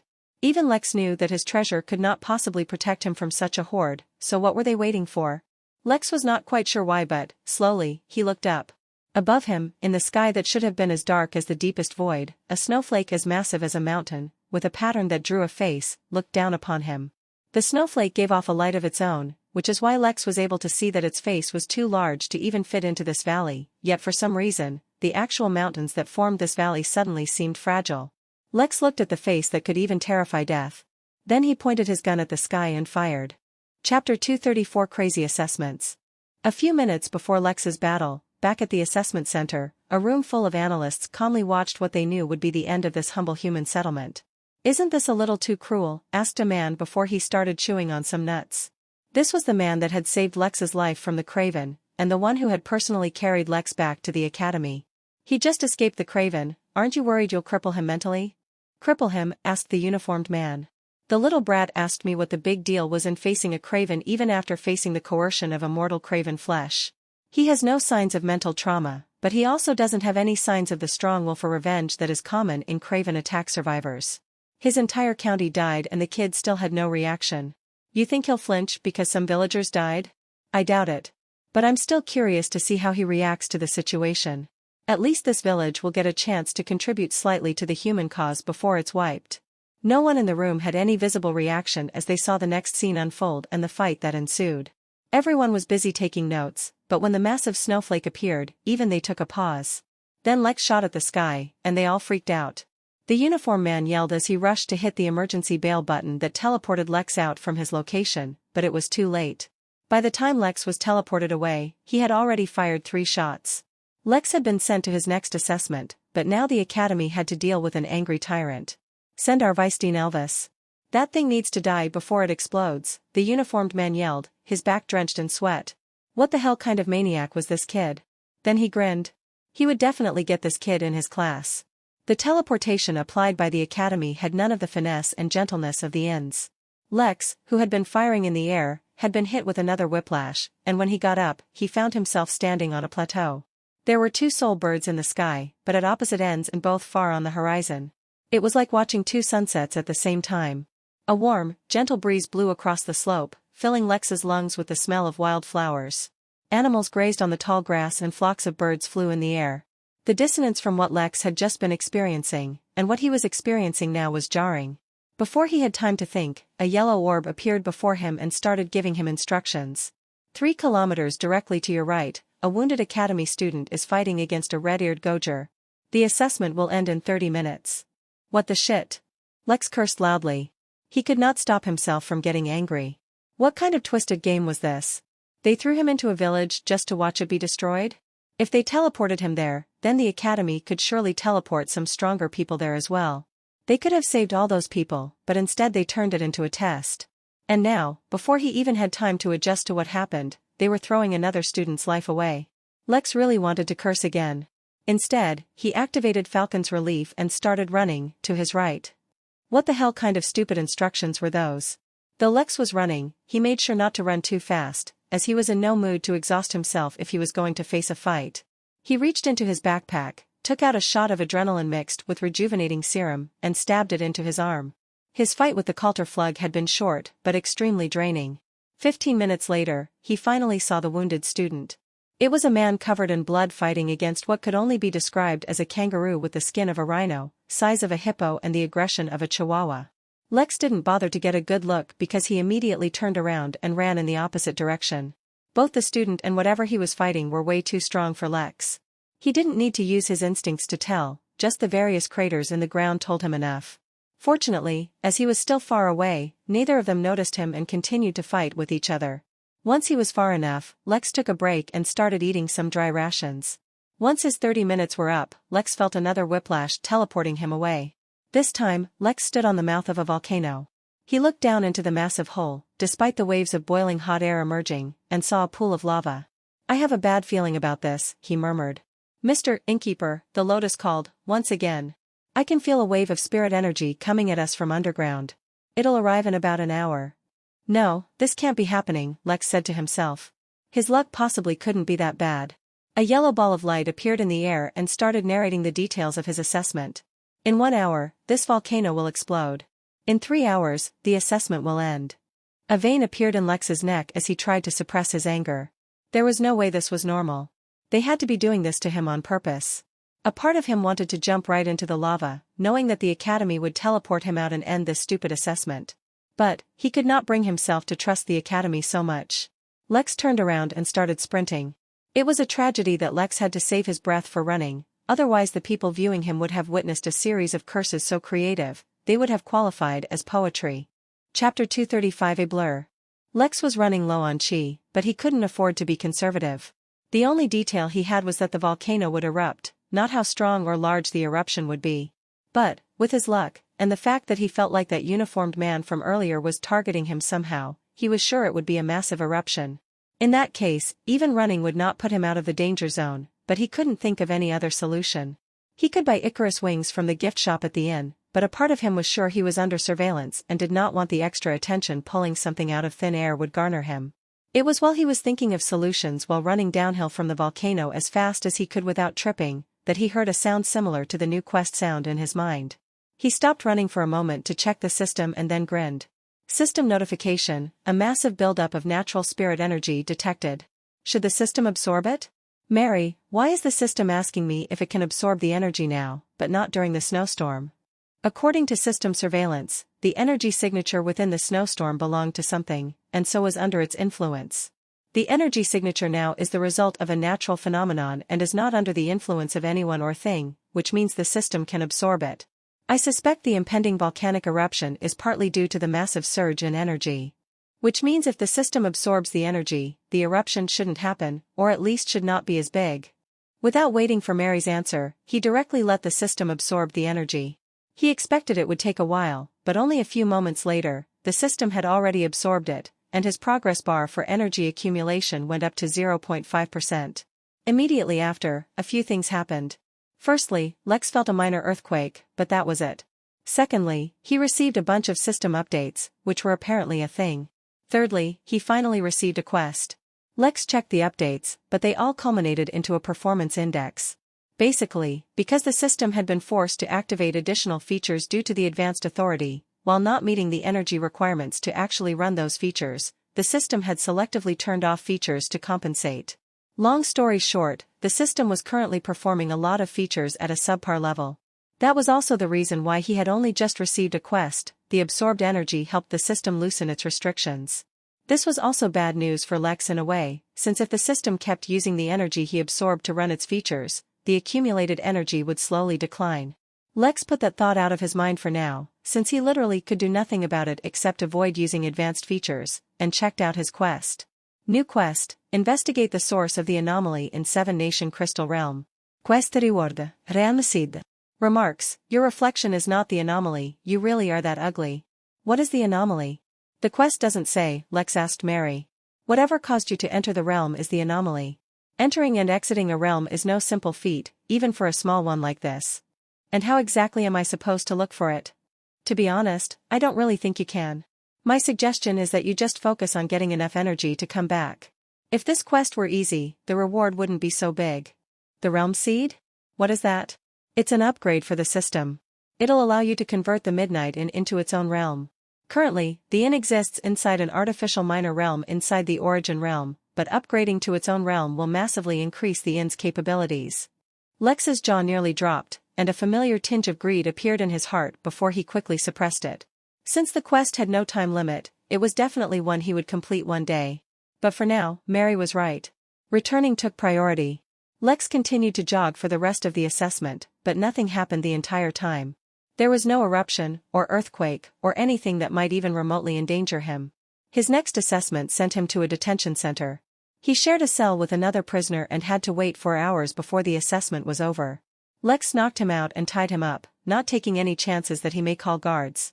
The assessment after that put him on stage in front of thousands of people who were waiting for him to give a speech. Lex did not know what the event was for, or what subject he was supposed to give a speech on, but he had to survive for 30 minutes before it ended. Lex flawlessly gave a speech about the importance of having fun. As for stage fright? Please, Lex was used to talking down to devils, let alone a crowd of humans. The assessment after that put him in a pitch-black environment. There was no source of light, but Lex could hear a lot of things moving in the darkness close to him. He didn't risk trying to turn on his own flashlight, as even the usual yellow ball was replaced by something that whispered his assessment in his ear. All he had to do to pass was remain undetected for 10 minutes. Lex slowed down his breathing, and didn't move even when something brushed against him, easily passing the assessment. Like this, the assessments continued for what felt like days. Lex did everything from teaching kids a subject, to cooking at a restaurant, to fighting for a crowd's entertainment. Most of the assessments were a blur to him, but the one that he remembered clearly was executing an imprisoned craven. Lex paused for a moment, to observe the strange creature that had caused a war that continued for centuries. Then his quest, the one that he had given up on, updated. Chapter 236 Hint. The craven, the ugly beast, was tied with multiple chains holding it in place, so Lex felt no concern in pausing to read his quest update. Quest update: anomaly signature detected. Identified foreign species, current designation, craven. Quest hint: the anomaly may be related to the non-indigenous species of craven. Lex raised an eyebrow. That was a major hint, as craven seemed to be a big theme in this realm. Doing some research about them should not be too difficult. It was unlikely that some simple research in a library would resolve the quest, but it wouldn't hurt to try. Without stepping too close, Lex turned his attention to the craven, and observed it. It was a black, four-legged creature with large forelegs, but even the hind legs did not lack muscle. He wasn't sure if this was the only skeleton, but the creature had its bones on the outside, covering its body and vitals like armor. The head had 2 round eyes that glared at Lex with hunger, and a mouth that Lex assumed was once full of sharp teeth, that had now been removed. The flesh of this creature released some kind of slime that made its body perpetually look wet, though Lex was sure it served other purposes than just making it more repulsive. Feeling exhausted from all the assessments, Lex could not be bothered to think more about it, or study its body further. Having run dangerously low on ammo for his gun, he instead drew his short sword and stabbed the creature in the base of its skull, cutting through its neck. Yet, when he pulled the sword back out, its slime quickly covered the area of the cut, and prevented it from bleeding out. Lex was surprised, but back in the assessment center, everyone who had seen him use his gun repeatedly assumed Lex was doing it on purpose and trying to torture the beast. Like he was getting some kind of revenge. Instead of being appalled, understanding was the most common reaction of those who watched Lex's assessment. Some even built a positive impression of Lex. Not wasting any more time, used Chi blade, one of his 2 offensive techniques. This technique did not form actual blades from Chi, but was an attack that enhanced the sharpness of blades, making it easier to slice or cleave. Holding his sword in both hands, Lex sliced with all his strength, cutting right through the bone and cutting its head off. This craven was not nearly as strong as the one he had seen earlier, so his single attack was more than enough. Once the head fell on the ground, Lex was teleported away, back to a familiar room. He was back in the assessment center, and the uniformed man was standing there, looking at him with a smirk. "Well done, child," was all he said, not at all bringing up Lex's remarks about himself. "It will take some time for your result to come out, but in the meantime, why don't I show you to your dorm? I've heard you've suffered some memory loss, so I'll introduce you to the academy along the way." "I'm not joining any elite squads," Lex said straight up. "I know the academy chooses the professions or skill or whatever, but if I don't cooperate, I doubt it'll be efficient. I won't be a part of any Black Ops teams, or a part of any job that'll take over my life.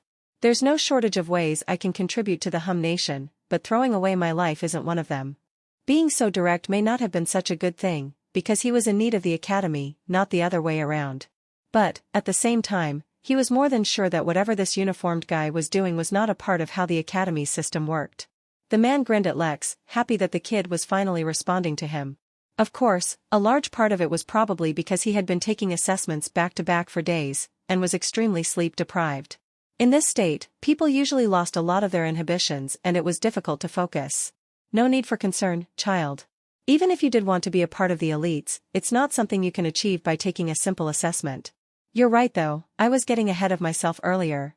Let's just start from the beginning and wait to see what your assessment results say."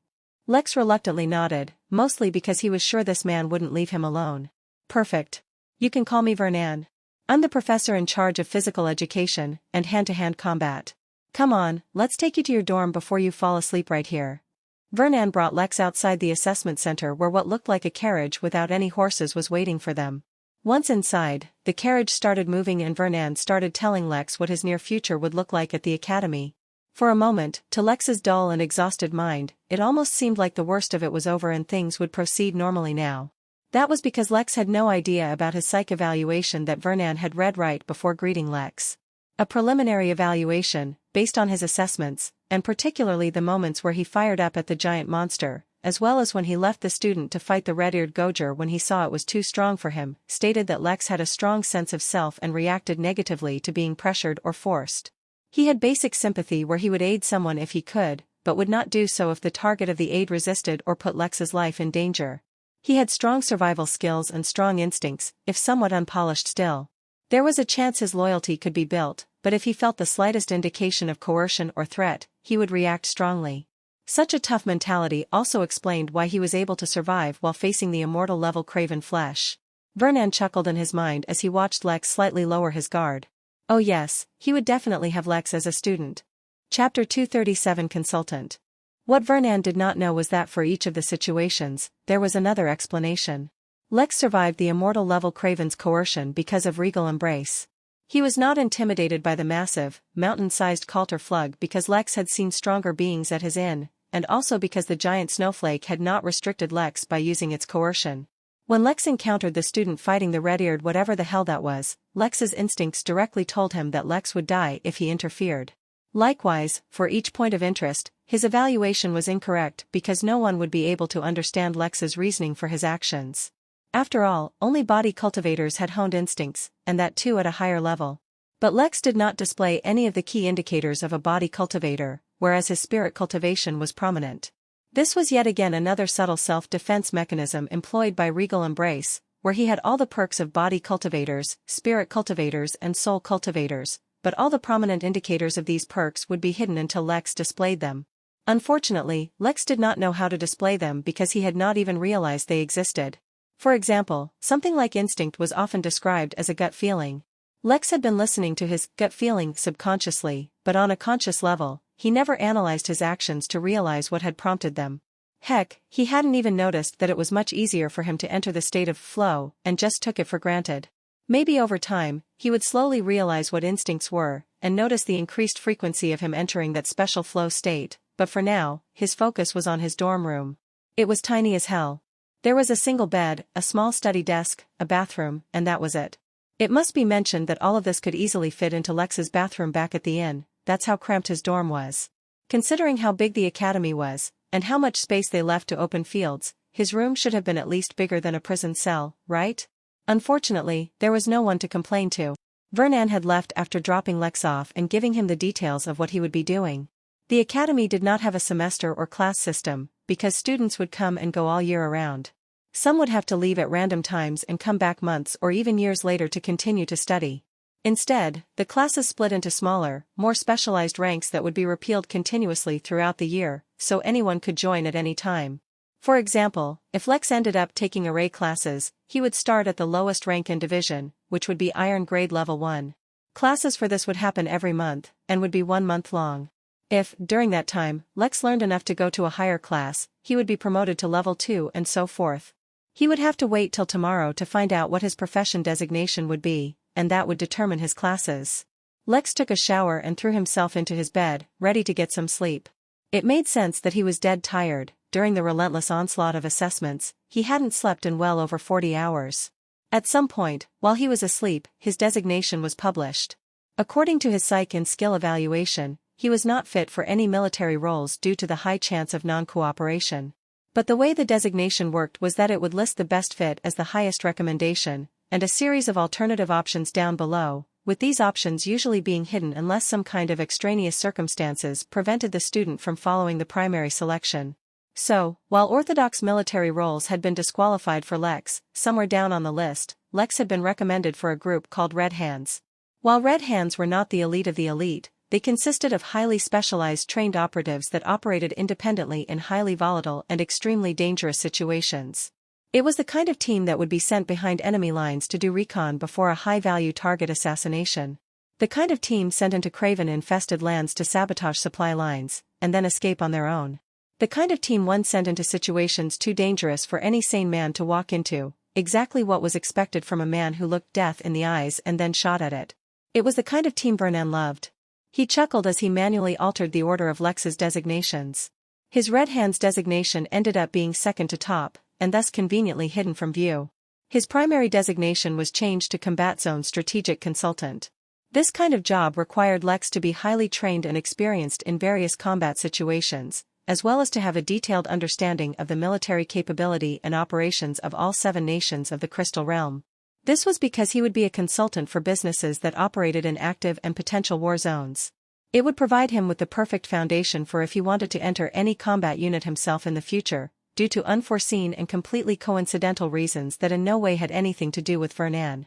After making sure everything was in order, and going over the predicted path for Lex during his stay at the academy, Vernan closed Lex's personal file and had it sealed under his authority.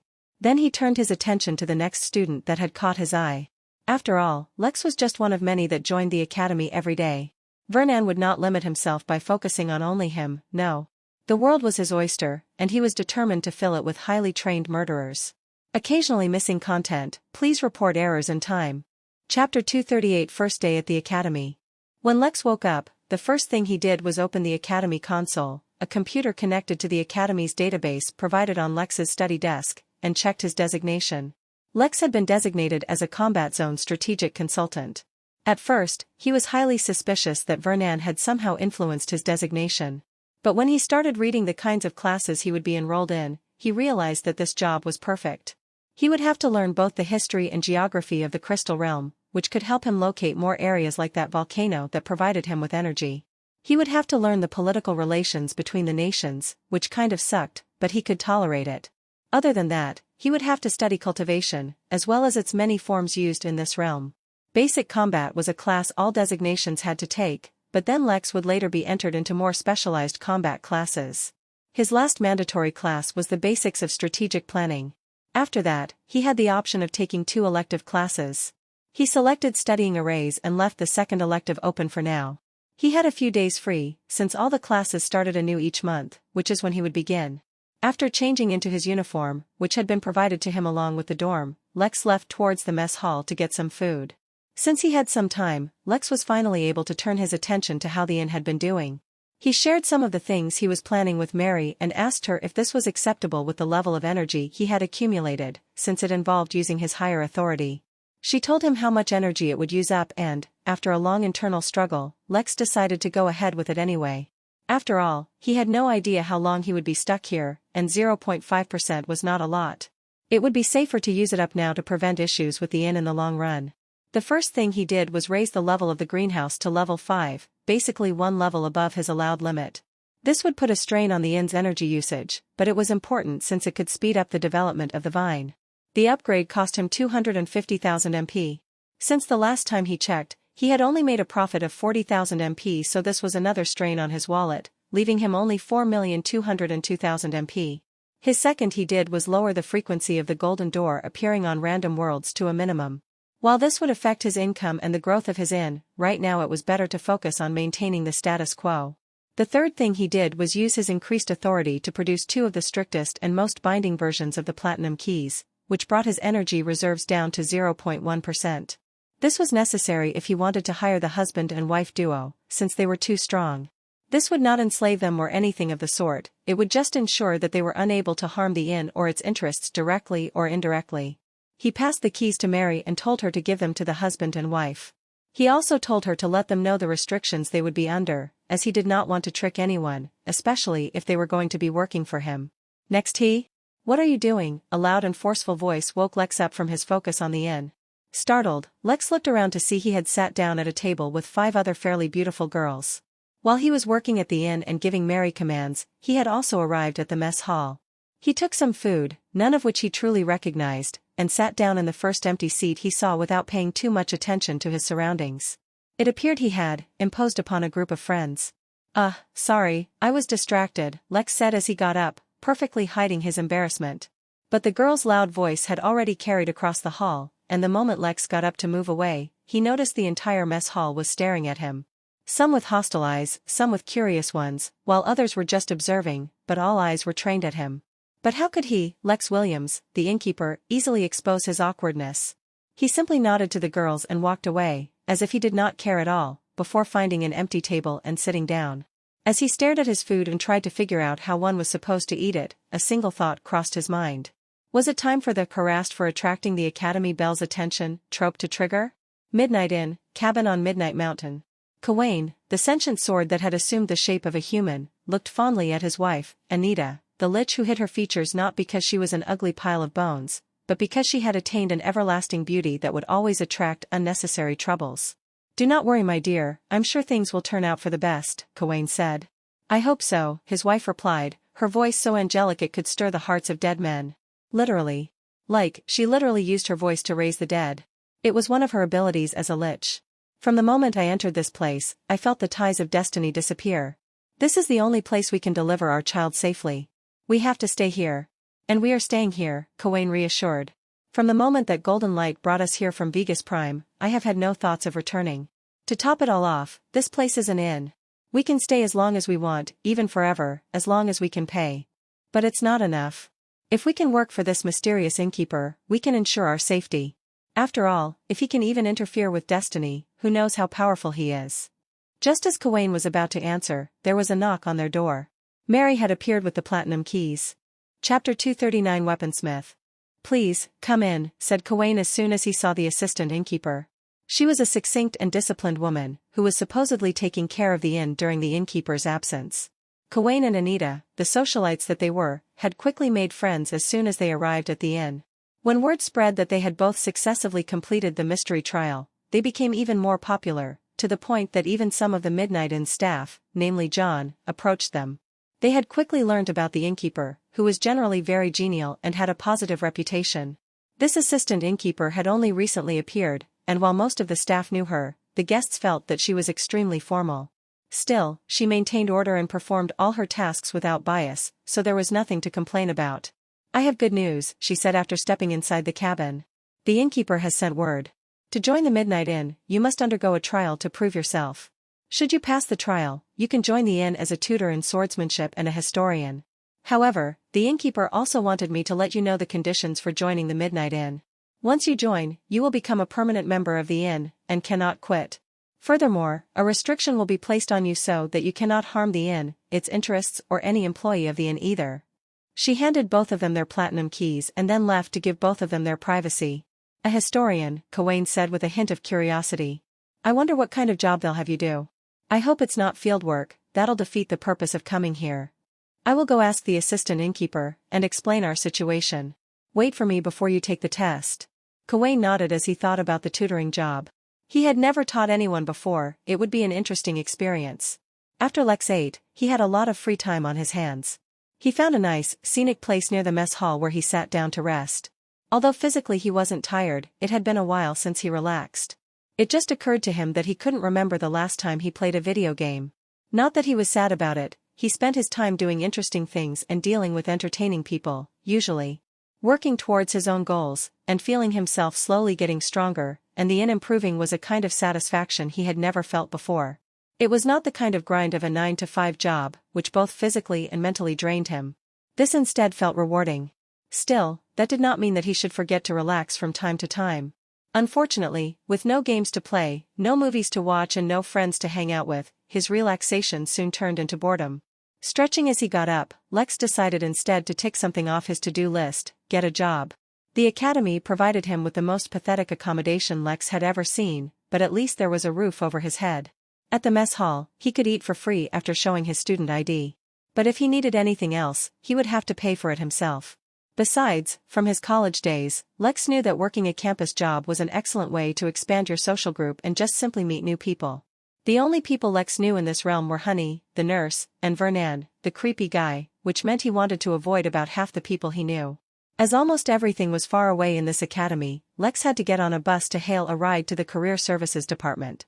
This was where Lex could apply for jobs, and the process was much easier than expected. The person at the counter first checked Lex's upcoming schedule, checked his designation, and then provided him with a list of available jobs that would not clash with his schedule and also provided him with work experience relevant to his designation. From the list, 2 jobs in particular appealed to him greatly. The first was as an assistant to a weaponsmith.